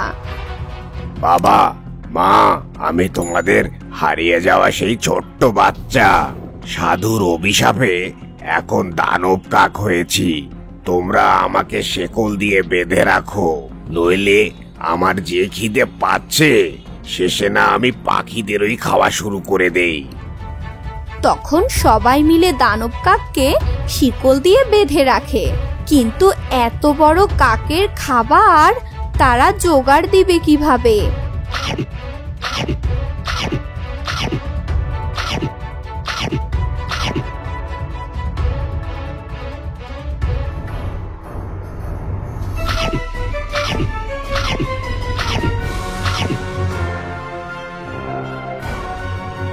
ক্ষুধায় তখন কাক আর্তনাদ করতে শুরু করলো। তখন টুনি ঈগলকে বলল, আমি মা হয়ে বাচ্চার কান্না আর সহ্য করতে পারছি না। আমি ওর খাবার হয়ে যাই, তাও আমার দুঃখ নেই। আমিও যাব। এই বলে টোনাটুনি দানব কাকের দিকে এগিয়ে যায়। কাক তাদেরকে খেতে ধরলো। তখন টুনি বলল, তুমি আমাদেরকে খেয়ে ফেলবে তা জানি, কিন্তু আমাকে খেয়ে ফেলার আগে আমি তোমার মাথায় শেষবারের মতো একটু হাত বুলিয়ে আদর করে দিতে চাই। টুনির কথা শুনে কাক শান্ত হয়ে যায়। সে মাথা এগিয়ে দেয়। টুনি তার মাথায় হাত বুলিয়ে আদর করে দেয়। 3 বার হাত বুলিয়ে দিতেই সেখানে একটা ম্যাজিকের মতো কারবার ঘটে যায়। দানব কাক আবারও সেই ছোট্ট টুনির বাচ্চার পরিণত হয়, আর সবাই ভীষণ অবাক হয়ে যায়। সাধু বলেছিল কেউ যদি ভালোবেসে ভয়ঙ্কর দানব কাকের মাথায় হাত বুলিয়ে আদর করে তাহলে সে অভিশাপ মুক্ত হবে আর আগের অবস্থায় ফিরে যাবে। এখানে তাই ঘটলো। তাহলে এই কথা তুমি আগে বলনি কেন ঈগলরাজ? এই কথাটি যদি আমি আগে তোমাদের বলে দিতাম তাহলে সেটা আর কাজ করতো না। আমি জানতাম মায়ের ভালোবাসা সব থেকে বেশি, তাই আমি দানব কাককে তোমাদের সামনাসামনি করতে চেয়েছিলাম। তারপর থেকে পাখিরা সবাই মিলে সুখে শান্তিতে বসবাস করতে লাগলো।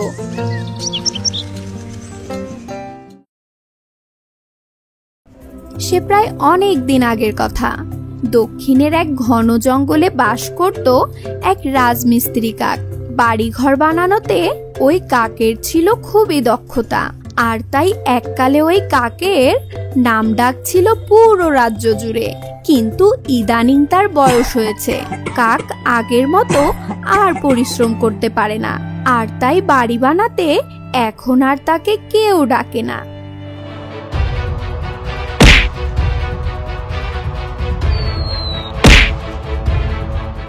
সে কি, তুমি আবার এমন করছো কেন? আমি থাকবো না তোমার এই ভাঙা বাড়িতে, আমি আর থাকবো না। পাশের বাসার ভাবি আরো একটা নতুন বাড়ি করেছে, আর আমরা কি না এই ভাঙা বাড়িতে আমি আর থাকবো না। এবার আমার নতুন বাড়ি চাই। নতুন বাড়ি? নতুন বাড়ি? রাজমিস্ত্রি কাক দেখে তোমার সাথে বিয়েতে রাজি হয়েছিলাম, ভেবেছিলাম অন্তত একটা বাড়ি সুন্দর করে বানিয়ে দেবে আমার, কিন্তু তুমি দিয়েছ এই ভাঙা বাড়ি। কি করব বলো, কাজ করে যা টাকা পাই তা দিয়ে তো সংসার চালানোটাই বড় দায়। নতুন বাড়ি বানাবো কিভাবে? আমি অত শত বুঝি না, আমার এবার নতুন বাড়ি চাই। সে তুমি চুরি করো আর ডাকাতি করো। না না না, আমি অসৎ হতে পারবো না। আমার পুরো বংশে অসৎ কাজ কেউ করেনি, আমিও করব না। হ্যাঁ হ্যাঁ, আমাকে এই ভাঙা বাড়িতে রেখে তুমি তোমার বংশের গৌরব নিয়েই থাকো। শোনো, আগামী কোরবানির ঈদের আগেই আমার নতুন বাড়ি চাই, নইলে কিন্তু আমি ভাইয়ের বাড়িতে চলে যাব। এই কথাটা বলে রাখলাম। বউয়ের মুখে এমন কথা শুনে কাক রাজমিস্ত্রি খুব কষ্ট পায়। কাক ভালো করেই জানে তার বউ এক কথার লোক। আগামী কোরবানির ঈদের আগে যেভাবেই হোক তাকে একটা নতুন বাড়ি বানিয়েই দিতে হবে, নইলে তার বউ নির্ঘাত ভাইয়ের বাড়ি চলে যাবে। কাক রাজমিস্ত্রি এসব নিয়েই ভাবছিল, আর ঠিক সেই সময় কাকের বাড়িতে আসে ঈগল রাজের পেয়াদারা। রাজার পেয়াদাদের দেখে কাক রাজমিস্ত্রি খুব ভয় পেয়ে যায়। কাকরাজ, কেমন আছো? হ্যাঁ, ভালো আছি। কিন্তু তোমরা এখানে কিছু হয়েছে নাকি? রাজামশাই জরুরি তলব পাঠিয়েছে, তোমাকে আমাদের সাথে যেতে হবে। কেন, কি হয়েছে ভাই? সে তো আমরা কিছু জানি না। ঈগল রাজের আদেশে আমরা এখানে এসেছি কাক রাজমিস্ত্রিকে নিয়ে যেতে। এই কথা শুনে কাক রাজমিস্ত্রি আর তার বউ খুব ভয় পেয়ে গেল। ঈগল রাজের আদেশ অমান্য করার সাহস বা শক্তি কোনোটাই তাদের নেই। অগাত্তা কাক রাজমিস্ত্রি খুব ভয়ে ভয়ে ঈগল রাজের দরবারে হাজির হয়।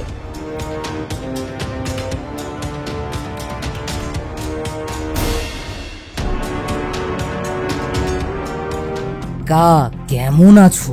দিনকাল কেমন যাচ্ছে? মহারাজ, বয়স হয়ে গেছে, লোকজন আর আগের মতো কাজ দেয় না, তাই কষ্টে সৃষ্টে আছি। চিন্তা করো না, কাজ দেওয়ার জন্যই তোমাকে আমি ডেকেছি।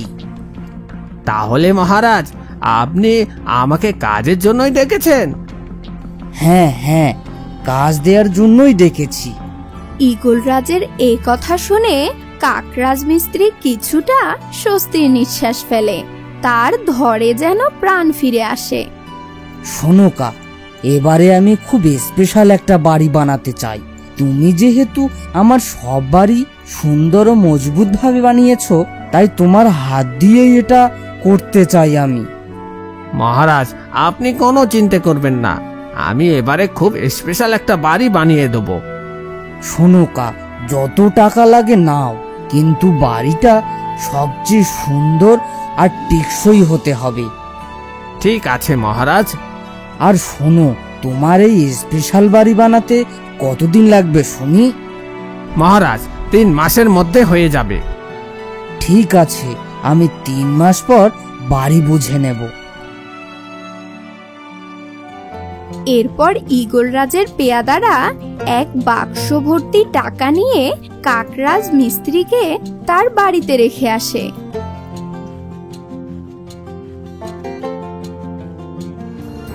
ওদিকে ঘুম থেকে উঠে কাকের বউ দেখতে পায় তার ঘরে বাক্স ভর্তি টাকা। একসাথে এত টাকা দেখে কাকের বউ যেন পাগল হয়ে যায়। ও মা, এত টাকা! একসাথে এত টাকা আমি জীবনেও দেখিনি। আমি জানি তুমি আমার আবদার ফেলতে পারো না। এবার তুমি আমাকে একটা বাড়ি বানিয়েই দেবে।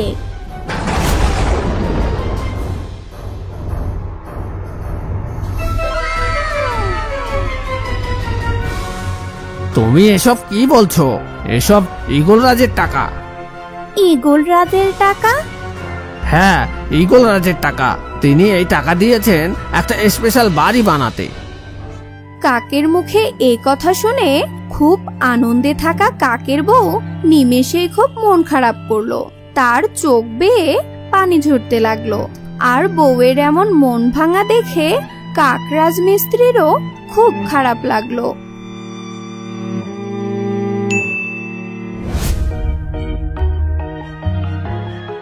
এই শুনছো, আমার কাছে না একটা ভালো বুদ্ধি আছে।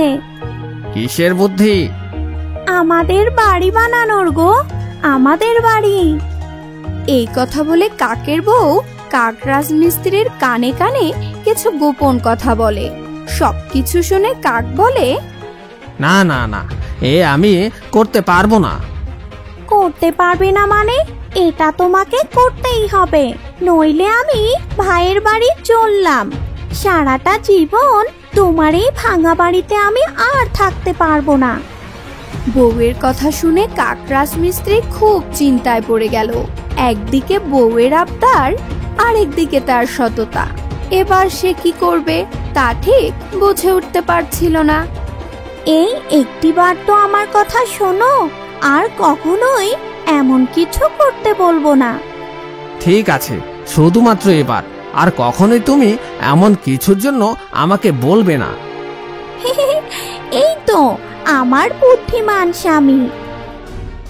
এরপরে বউয়ের পরামর্শে কাক রাজমিস্ত্রি প্ল্যান করলো ঈগল রাজের এবারের স্পেশাল বাড়িটি সে বানিয়ে দিবে নকল ইট, নকল সিমেন্ট, নকল রং দিয়ে, আর লোহার বদলে ব্যবহার করবে বাঁশ।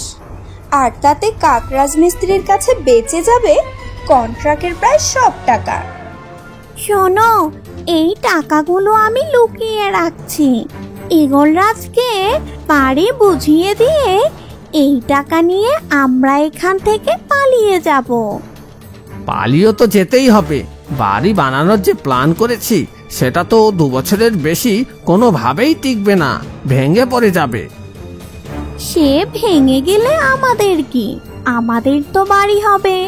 আর শোনো, আমরা কিন্তু নতুন বাড়ি বানাবো আমার ভাইয়ের বাড়ির সাথে।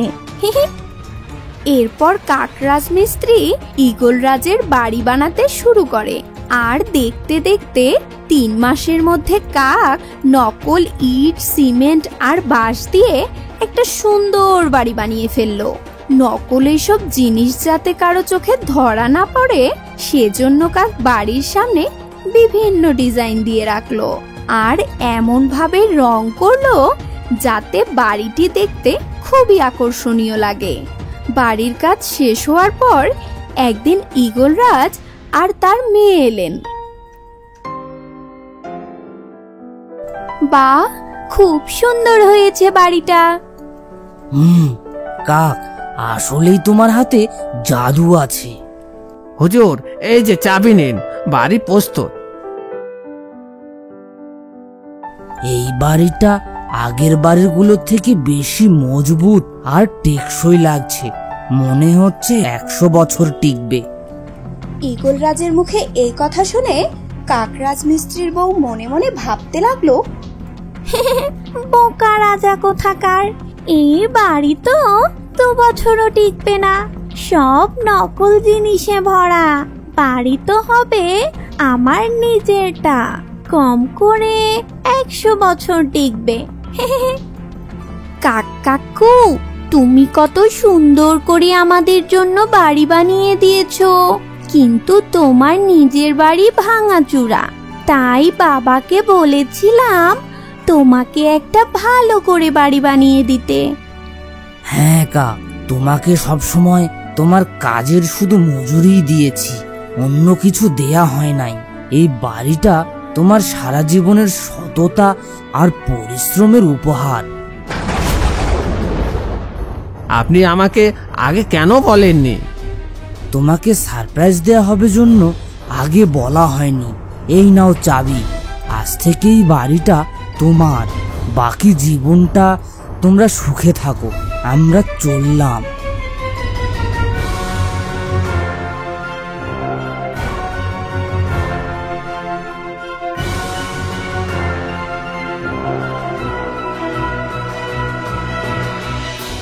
বাড়ির সাথে সাথে টিভি, ফ্রিজ সহ আরো অনেক অনেক আসবাবপত্র দেয়া হলো মিস্ত্রি কাকের পরিবারকে। কিন্তু তারা সুখী হওয়া তো দূরের কথা, বরং দুশ্চিন্তায় পড়ে গেল। যে কোনো মুহূর্তে ঘর ভেঙে পড়ে কিনা এই টেনশনে তারা রাতে ঘুমাতেই পারে না।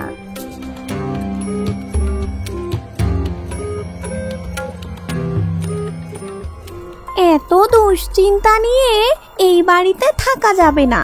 কন্ট্রাক্টের যে টাকা আমরা চুরি করেছি, চলো সেটা নিয়ে নতুন করে একটা বাড়ি তৈরি করে নেই। নতুন বাড়ি করলে সবাই প্রশ্ন করবে না এত টাকা তুমি কোথায় পেলে? কি জবাব দেব? তাহলে চলো অন্য রাজ্যের বেগম পাড়ায় গিয়ে বাড়ি করি। আরে পাগল, চুরি করা টাকা নিয়ে গিয়ে পাশের রাজ্যে বাড়ি করতে পারবে না, কারণ সেই রাজ্যের রাজা জিজ্ঞাসা করবে ঈগলরাজ তোমাকে বাড়ি দেওয়ার পরও তুমি তোমাদের রাজ্যে ছেড়ে এখানে এলে, আর এত টাকা তুমি কোথায় পেলে? না ঘুমিয়ে আর কয় রাত কাটাবো? চলো না গো, আমরা আগের বাড়িতে ফিরে যাই, যেখানে আমরা সুখে ছিলাম। আবার আগের বাড়িতে থাকতে গেলে সবাই প্রশ্ন করবে মহারাজ বাড়ি দিয়েছেন, সেই বাড়ি ছেড়ে তুমি কেন কুঁড়ে ঘরে থাকো? রহস্য কি? তাছাড়া বাড়ি দেওয়ার পরও আগের বাড়িতে চলে গেলে মহারাজকে অপমান করা হবে। আসলে লোভ করতে গিয়ে তারা পড়ে গেছে এক মধুর যন্ত্রণায়। তাদের আর কিছুই করার ছিল না। দিন যায়, বছর যায়, কাকের দুশ্চিন্তা কেবল বাড়তেই থাকে। দেখতে দেখতে অতিরিক্ত টেনশনের কারণে তার হাই ব্লাড প্রেশার, ডায়াবেটিক্স সহ আরো নানা রোগে আক্রান্ত হয়ে পড়ল। অতঃপর 2 বছর পূর্ণ হওয়ার আগের দিন কাক বলল, কাল 2 বছর পূর্ণ হবে আর এই বাড়িটা ভেঙে পড়বে। আমরা এখানে থাকলে মারা পড়ব। চলো আজকে তোমার বোনের বাড়িতে বেড়াতে যাই, বাড়ি ভেঙে পড়ার পর আবার ফিরে আসবো। জিনিসপাতি, টাকা পয়সা যেগুলো আছে সেগুলো সাথে নিয়ে যাই। জিনিসপাতি সাথে নিয়ে গেলে সবাই বুঝবে যে আমরা আগে থেকেই জানতাম এই বাড়ি ভেঙে পড়বে, না হলে জিনিসপাতি নিয়ে গেলাম কেন? সব ফেলে রেখে কাক আর তার বউ তার ভাইয়ের বাড়িতে বেড়াতে গেল। আর সেই রাতেই তাদের বাড়িটি ভেঙে পড়ল।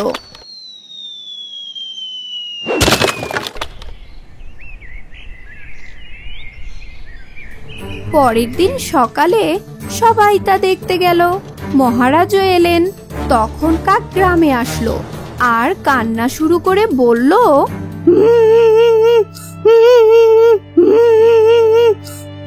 বাড়িটা ভেঙে গেল কেন কাক? আমাদের মিস্ত্রিদের বড় বাড়ি মানায় না, আমাদের কুড়ি ঘরেই শান্তি। উপরওয়ালা এটাই চেয়েছে। তুমি ঠিক বলেছ, উপরওয়ালা যেহেতু এটাই চেয়েছে তাহলে এটাই হোক। কারণ উপরওয়ালা যা করেন ভালোর জন্যই করেন এবং তিনি সবসময় ন্যায় বিচার করেন। তোমার জন্য মনে হয় কুঁড়ে ঘরেই ভালো। এখন থেকে তোমরা তোমাদের আগের কুঁড়ে ঘরে গিয়েই থাকো। কাক দম্পতি তখন আবারও তাদের পুরনো কুঁড়ো ঘরে চলে গেল আর তারা তাদের কর্মফল বুঝতে পারল। এক বনে টোনা ও টুনি নামে এক দম্পতি বাস করত। টোনা ছিল খুব পরিশ্রমী আর খুব ভালো। সে সারাদিন কষ্ট করে বনে বনে ঘুরত আর খাবার সংগ্রহ করত। এদিকে টোনার বউ টুনি ছিল ভিন্ন স্বভাবের। সে ছিল খুব আলসে। সারাদিন বাড়িতে বসে থাকতো আর খেত। তার পেটে ক্ষুধা লাগলে মাথা ঠিক থাকতো না। তখন সে তার স্বামী টোনার সাথে যা তা ব্যবহার করত আর খাবার খেলেই সব ভালো হয়ে যেত। তারপরও তাদের সংসার জীবন খুব সুখেই কাটছিল, কারণ টোনা টুনিকে ভীষণ ভালোবাসতো। টোনা ঘরে বসে না থেকে সারাদিন টুনির জন্য খাবার খুঁজে বেড়াতো।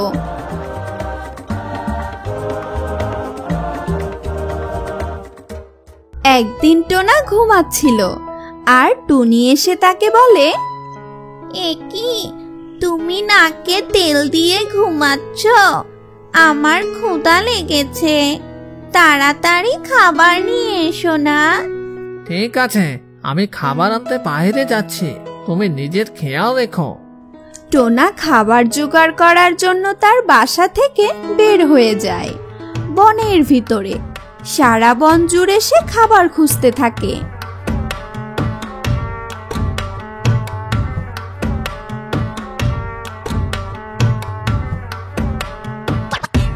কি ব্যাপার, সেই কতক্ষণ ধরে খুঁজছি, আজও তো খাবারই খুঁজে পাওয়া যাচ্ছে না। খুঁজতে খুঁজতে টোনা একটা বড় আম গাছের পাকা আম দেখতে পায়। সেই পাকা আমগুলো দেখে টোনার ভীষণ লোভ হয়। আর সেই গাছে ছিল একটা বদমেজাজি কাকের বাসা।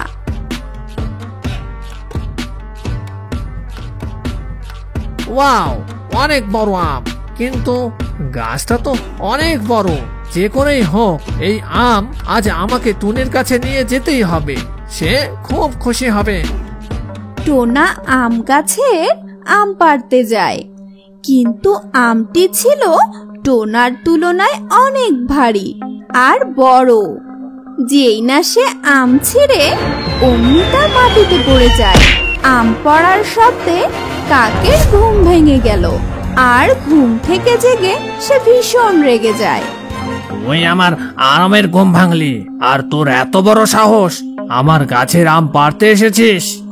দাঁড়া, তোকে মজা দেখাচ্ছি। কা কা। কাকের রাগান্বিত আর ভয়ঙ্কর চেহারা দেখে টোনা ভীষণ ভয় পেয়ে যায়। আমের চিন্তা বাদ দিয়ে তখন টোনা জীবন বাঁচানোর জন্য দৌড়াতে থাকে, আর কাকও তার পিছু পিছু ধাওয়া করতে থাকে। কাকের আক্রমণ থেকে বাঁচার জন্য টোনা একবার জঙ্গলের দিকে যায় তো আরেকবার অন্য দিকে যায়, কিন্তু কাক তার পিছু ছাড়ে না, সেও পিছন পিছন যেতে থাকে। এরই মধ্যে তখন সন্ধ্যা হয়ে যায়। টোনা তখন ক্লান্ত হয়ে পড়ে, সে আর পারছিল না, তাই সে কোনো রকমে উড়ে বাড়ির দিকে রওনা দেয়। আর এদিকে কাক টোনার পিছু পিছু তার বাড়ির দিকেই আসতে থাকে। টুনি বউ, দরজা খোলো তাড়াতাড়ি।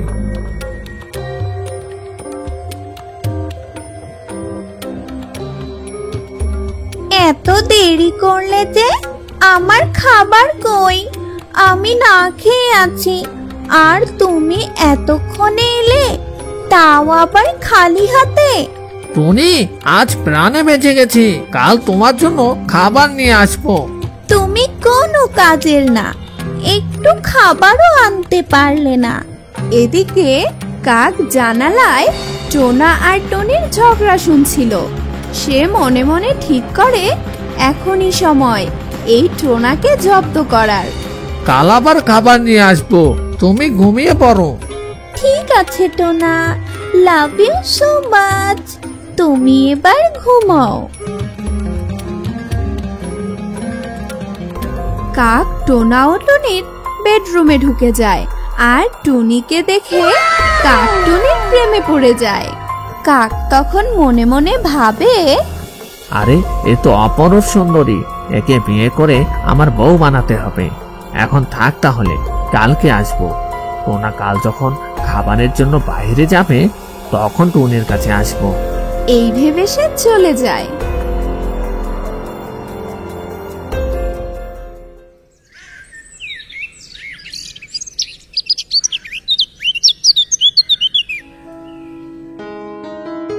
পরের দিন টোনা যখন আবারও খাবার খোঁজার জন্য বাইরে যায়, কাক তখন টুনির কাছে চলে আসে।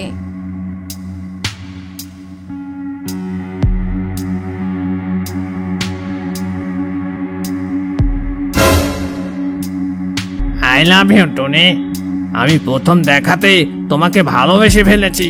তুমি আমার জান, তুমি আমার প্রাণ। তোর এত বড় সাহস, তুই আমাকে প্রেমের প্রস্তাব দিস, শয়তান! আমি তোমাকে বিয়ে করব টুনি। আমার সাথে চলো, তোমাকে অনেক অনেক খাবার দেব, আর কখনো খাবারের চিন্তা করতে হবে না। ওই কাক, তোর চেহারা দেখেছিস?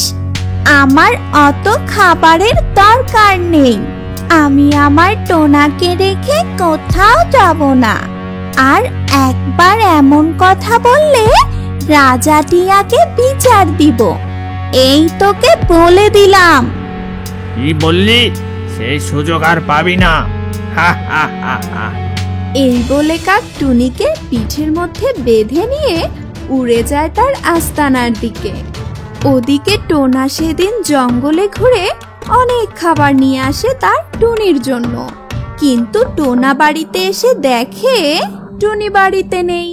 টোনার তো মাথা খারাপ হয়ে যায়। টোনা দিশেহারা হয়ে যায়। সে সবখানে টুনিকে খুঁজতে থাকে। কোথাও খুঁজে না পেয়ে সে উড়ে গিয়ে রাজা টিয়া ও রানীর কাছে যায়। মহারাজ, আমার টুনিকে কেউ তুলে নিয়ে গেছে, তাকে কোথাও খুঁজে পাচ্ছি না। কি বলছো এসব? আমাদের এই শান্তিপ্রিয় রাজ্যে এই জঘন্য কাজ করতে পারে? মহারাজ, একজনকে আমার সন্দেহ হয়, অভয় দিলে বলতে পারি। ভয়ের কিছু নেই, বলে ফেলো কে সে। গোস্তাকে মাফ করবেন জাহাপনা, আপনার রাজসভার একজন সদস্য কাক এই কাজ করে থাকতে পারে। তখন টোনা তার সন্দেহর কথা বলে এবং কাল কি কি ঘটনা ঘটেছিল সব কিছু খুলে বলে। আপনার রাজসভার সদস্য, তাই ভয়ে বলতে পারছিলাম না। অপরাধী কোনো দলের হতে পারে না। অপরাধী অপরাধী। সেনাপতি ইগল, তোমার বাহিনী নাও আর চলো কাকের বাসায়। ওর ক্যারেক্টার খারাপ, সে আগেও একবার এমন কাজ করেছিল। এবার যদি টুনিকে সেই অপহরণ করে তাহলে তার আর কোনো রক্ষা নেই। এরপরে সব পাখিরা মিলে উড়ে যায় সেই জঙ্গলের সেখানে যেখানে কাক টোনাকে আক্রমণ করেছিল, এবং সেখানে গিয়ে তারা কাকের বাসা খুঁজতে থাকে। এদিকে টুনিও সাহায্যের জন্য চিৎকার করতে থাকে, বাঁচাও বাঁচাও, কেউ আমাকে বাঁচাও। আরে, এই গভীর জঙ্গলে কেউ আসবে না, বুঝলি টুনি? আজ তোকে আমি বিয়ে করব।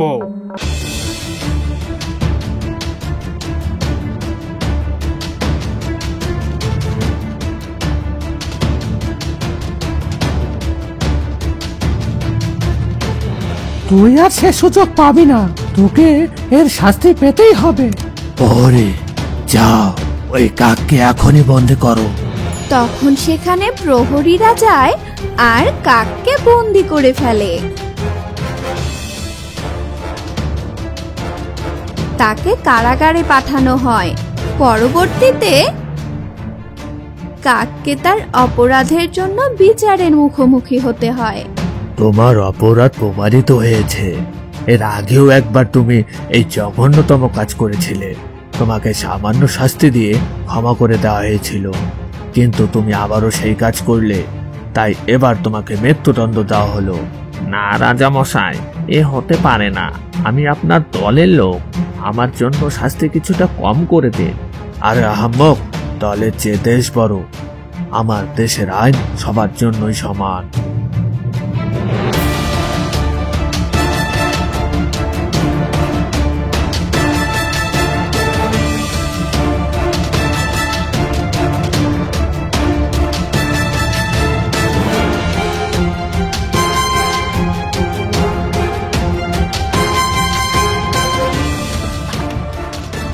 আর রাজামশাইয়ের ন্যায়পরায়ণতা দেখে সবাই খুব খুশি হয়।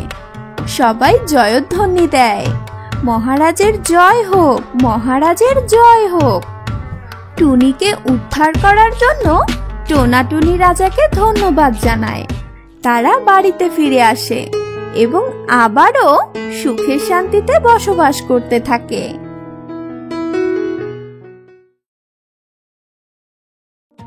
বনের ভিতর একটি কাক ছিল। সে সকাল থেকে খাবার খুঁজছিল, কিন্তু কোনো খাবার না পেয়ে সে এক গৃহস্থের বাড়ির চালের উপর গিয়ে বসে। গৃহস্থে সেই বাড়িতেই গৃহিণী রান্না করছিল।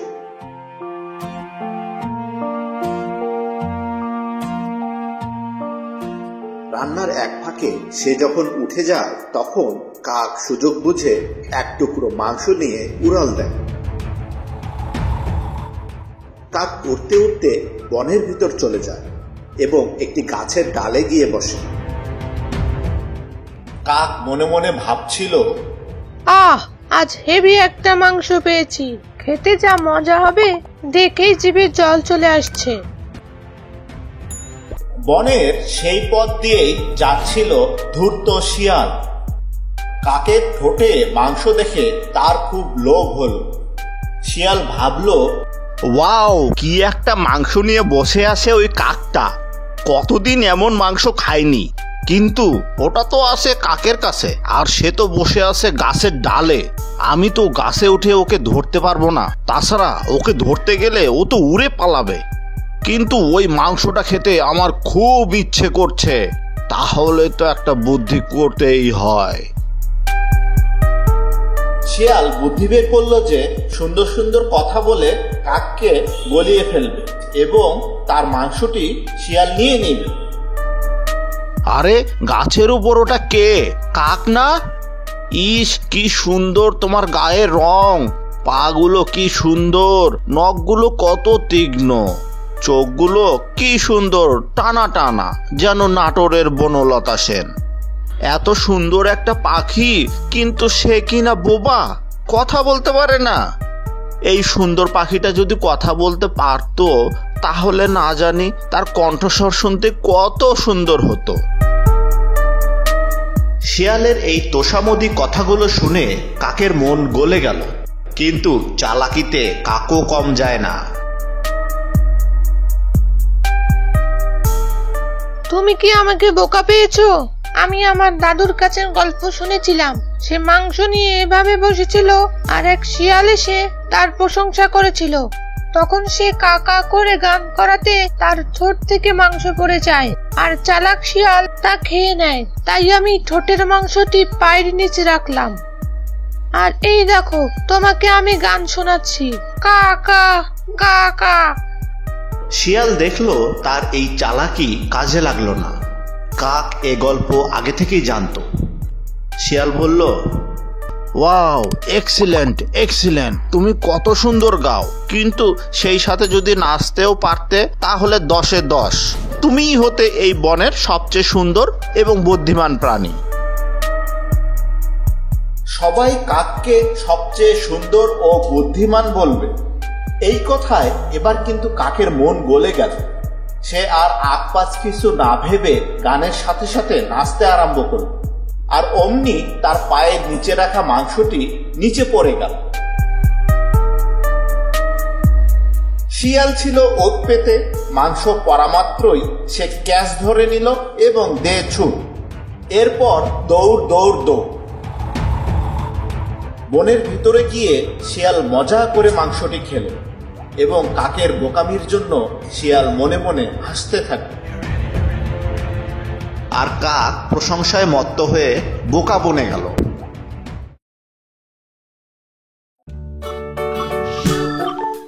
একবার চড়ুই পাখি আর কাক বন্ধুত্ব করল। কাক প্রতিদিনই চড়ুই পাখির বাড়িতে বেড়াতে আসতো আর বলতো, কি বন্ধু, কেমন আছো? চড়ুই পাখি খুব বন্ধুত্বপূর্ণ আচরণ করত, কিন্তু কাক ছিল খুবই লোভী আর দুষ্টু স্বভাবের। সে সবসময় চড়ুই পাখিকে খাওয়ার ছুতো খুঁজত।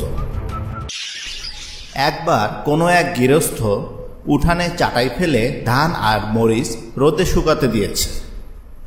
কাক তা দেখে চড়ুইকে বলল, বন্ধু, তুমি আগে ধান খেয়ে শেষ করতে পারবে, না আমি আগে মরিচ খেয়ে শেষ করতে পারবো? আমি আগে ধান খেয়ে শেষ করতে পারবো। না, আমি আগে মরিচ খেয়ে শেষ করতে পারবো। না, আমি আগে ধান শেষ করতে পারবো।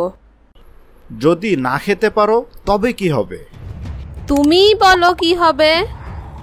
যদি না খেতে পারি তবে তুমি আমার বুক করে খাবে, আর যদি তুমি না খেতে পারো তবে কি হবে? তুমি আমার বুক খুঁড়ে খাবে।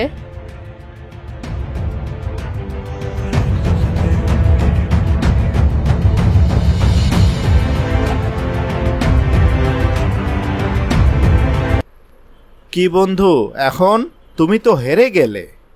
এখন আর কি হবে? বন্ধু হয়ে যদি আমার বুক খেতে চাও তবে খাবে, তবে ঠোঁট দুটো ধুয়ে নিও, তুমি নোংরা জিনিস খাও। আমি ঠোঁট ধুয়ে আসছি, এই চললাম নদীতে।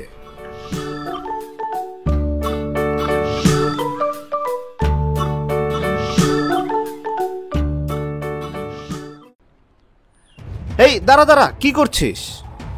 চড়ুইয়ের বুক চিরে খাবো, তাই ঠোঁট ধুতে এসেছি। তোর ওই নোংরা ঠোঁট আমার গায়ে ছোঁয়াস নে, সব পানি নোংরা হয়ে যাবে। তুই বরং একটা ঘটি নিয়ে আয়, সেটাতে জল তুলে ইচ্ছে মতো ঠোঁট ধুয়ে নিস। আচ্ছা, আমি ঘটি নিয়ে আসছি। যাই কুমোরের কাছে, সেখানে গেলে ঘটি পাওয়া যাবে।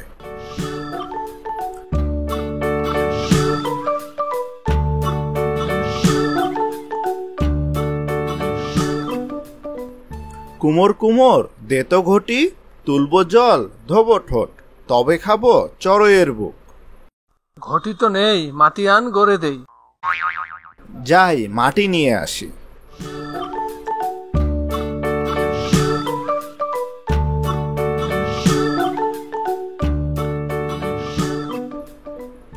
মাটি মাটি, দে তো মাটি, গড়বে ঘটি, তুলবো জল, ধোবো ঠোঁট, তবে খাবো চড়ুইয়ের বুক। মাটি নিবি তো ভালো কথা, তা খুঁড়বি কি দিয়ে? তোর ঠোঁট তো নোংরা।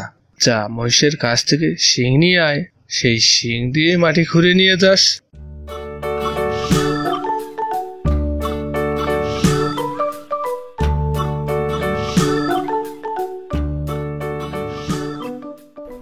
মোষ মোষ, দে তো শিং, খুঁড়বো মাটি, গড়বে ঘটি, তুলবো জল, ধোবো ঠোঁট, তবে খাবো চড়ুইয়ের বুক। দাঁড়া দাঁড়া রে হতচ্ছাড়া, তোকে আমি চড়ুইয়ের বুক খাওয়াচ্ছি।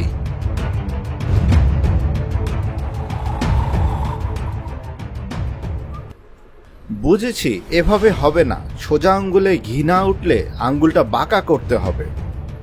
মোষকে মেরে তবেই এর শিং নিতে হবে। দেখি, কুকুরের কাছে যাই।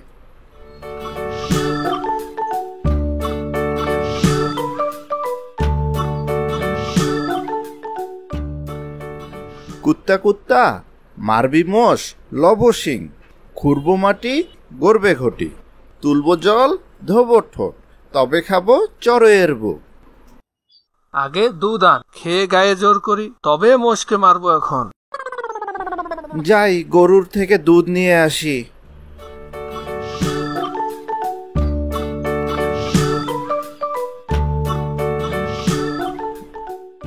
গাই গাই, দেগো দুধ, খাবে কুত্তা, হবে তাজা, মারবে মোষ, লব শিং, খুঁড়বো মাটি, গড়বে ঘটি, তুলবো জল, ধোবো ঠোঁট, তবে খাবো চড়ুইয়ের বুক।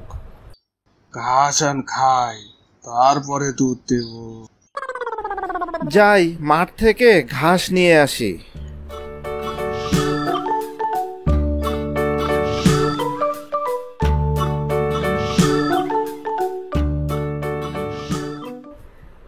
মাঠ মাঠ, দে তো ঘাস, খাবে গাই, দেবে দুধ, খাবে কুত্তা, হবে তাজা, মারবে মোষ, লব শিং, খুঁড়বো মাটি, গড়বে ঘটি, তুলবো জল, ধোবো ঠোঁট, তবে খাবো চড়ুইয়ের বুক।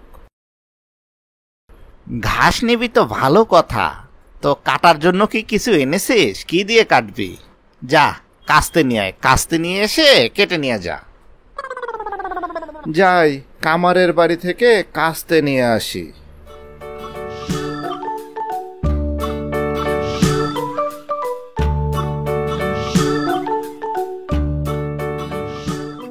কামার কামার, দে তো কাস্তে, কাটবো ঘাস, খাবে গাই, দেবে দুধ, খাবে কুত্তা, হলে তাজা, মারবে মোষ, লব শিং, খুঁড়বো মাটি, গড়বে ঘটি, তুলবো জল, ধোবো ঠোঁট, তবে খাবো চড়ুইয়ের বুক। আগুন নেই, আগুন নিয়ে আয়, কাস্তে গড়ে দি। যাই গেরস্তের বাড়ি থেকে আগুন নিয়ে আসি।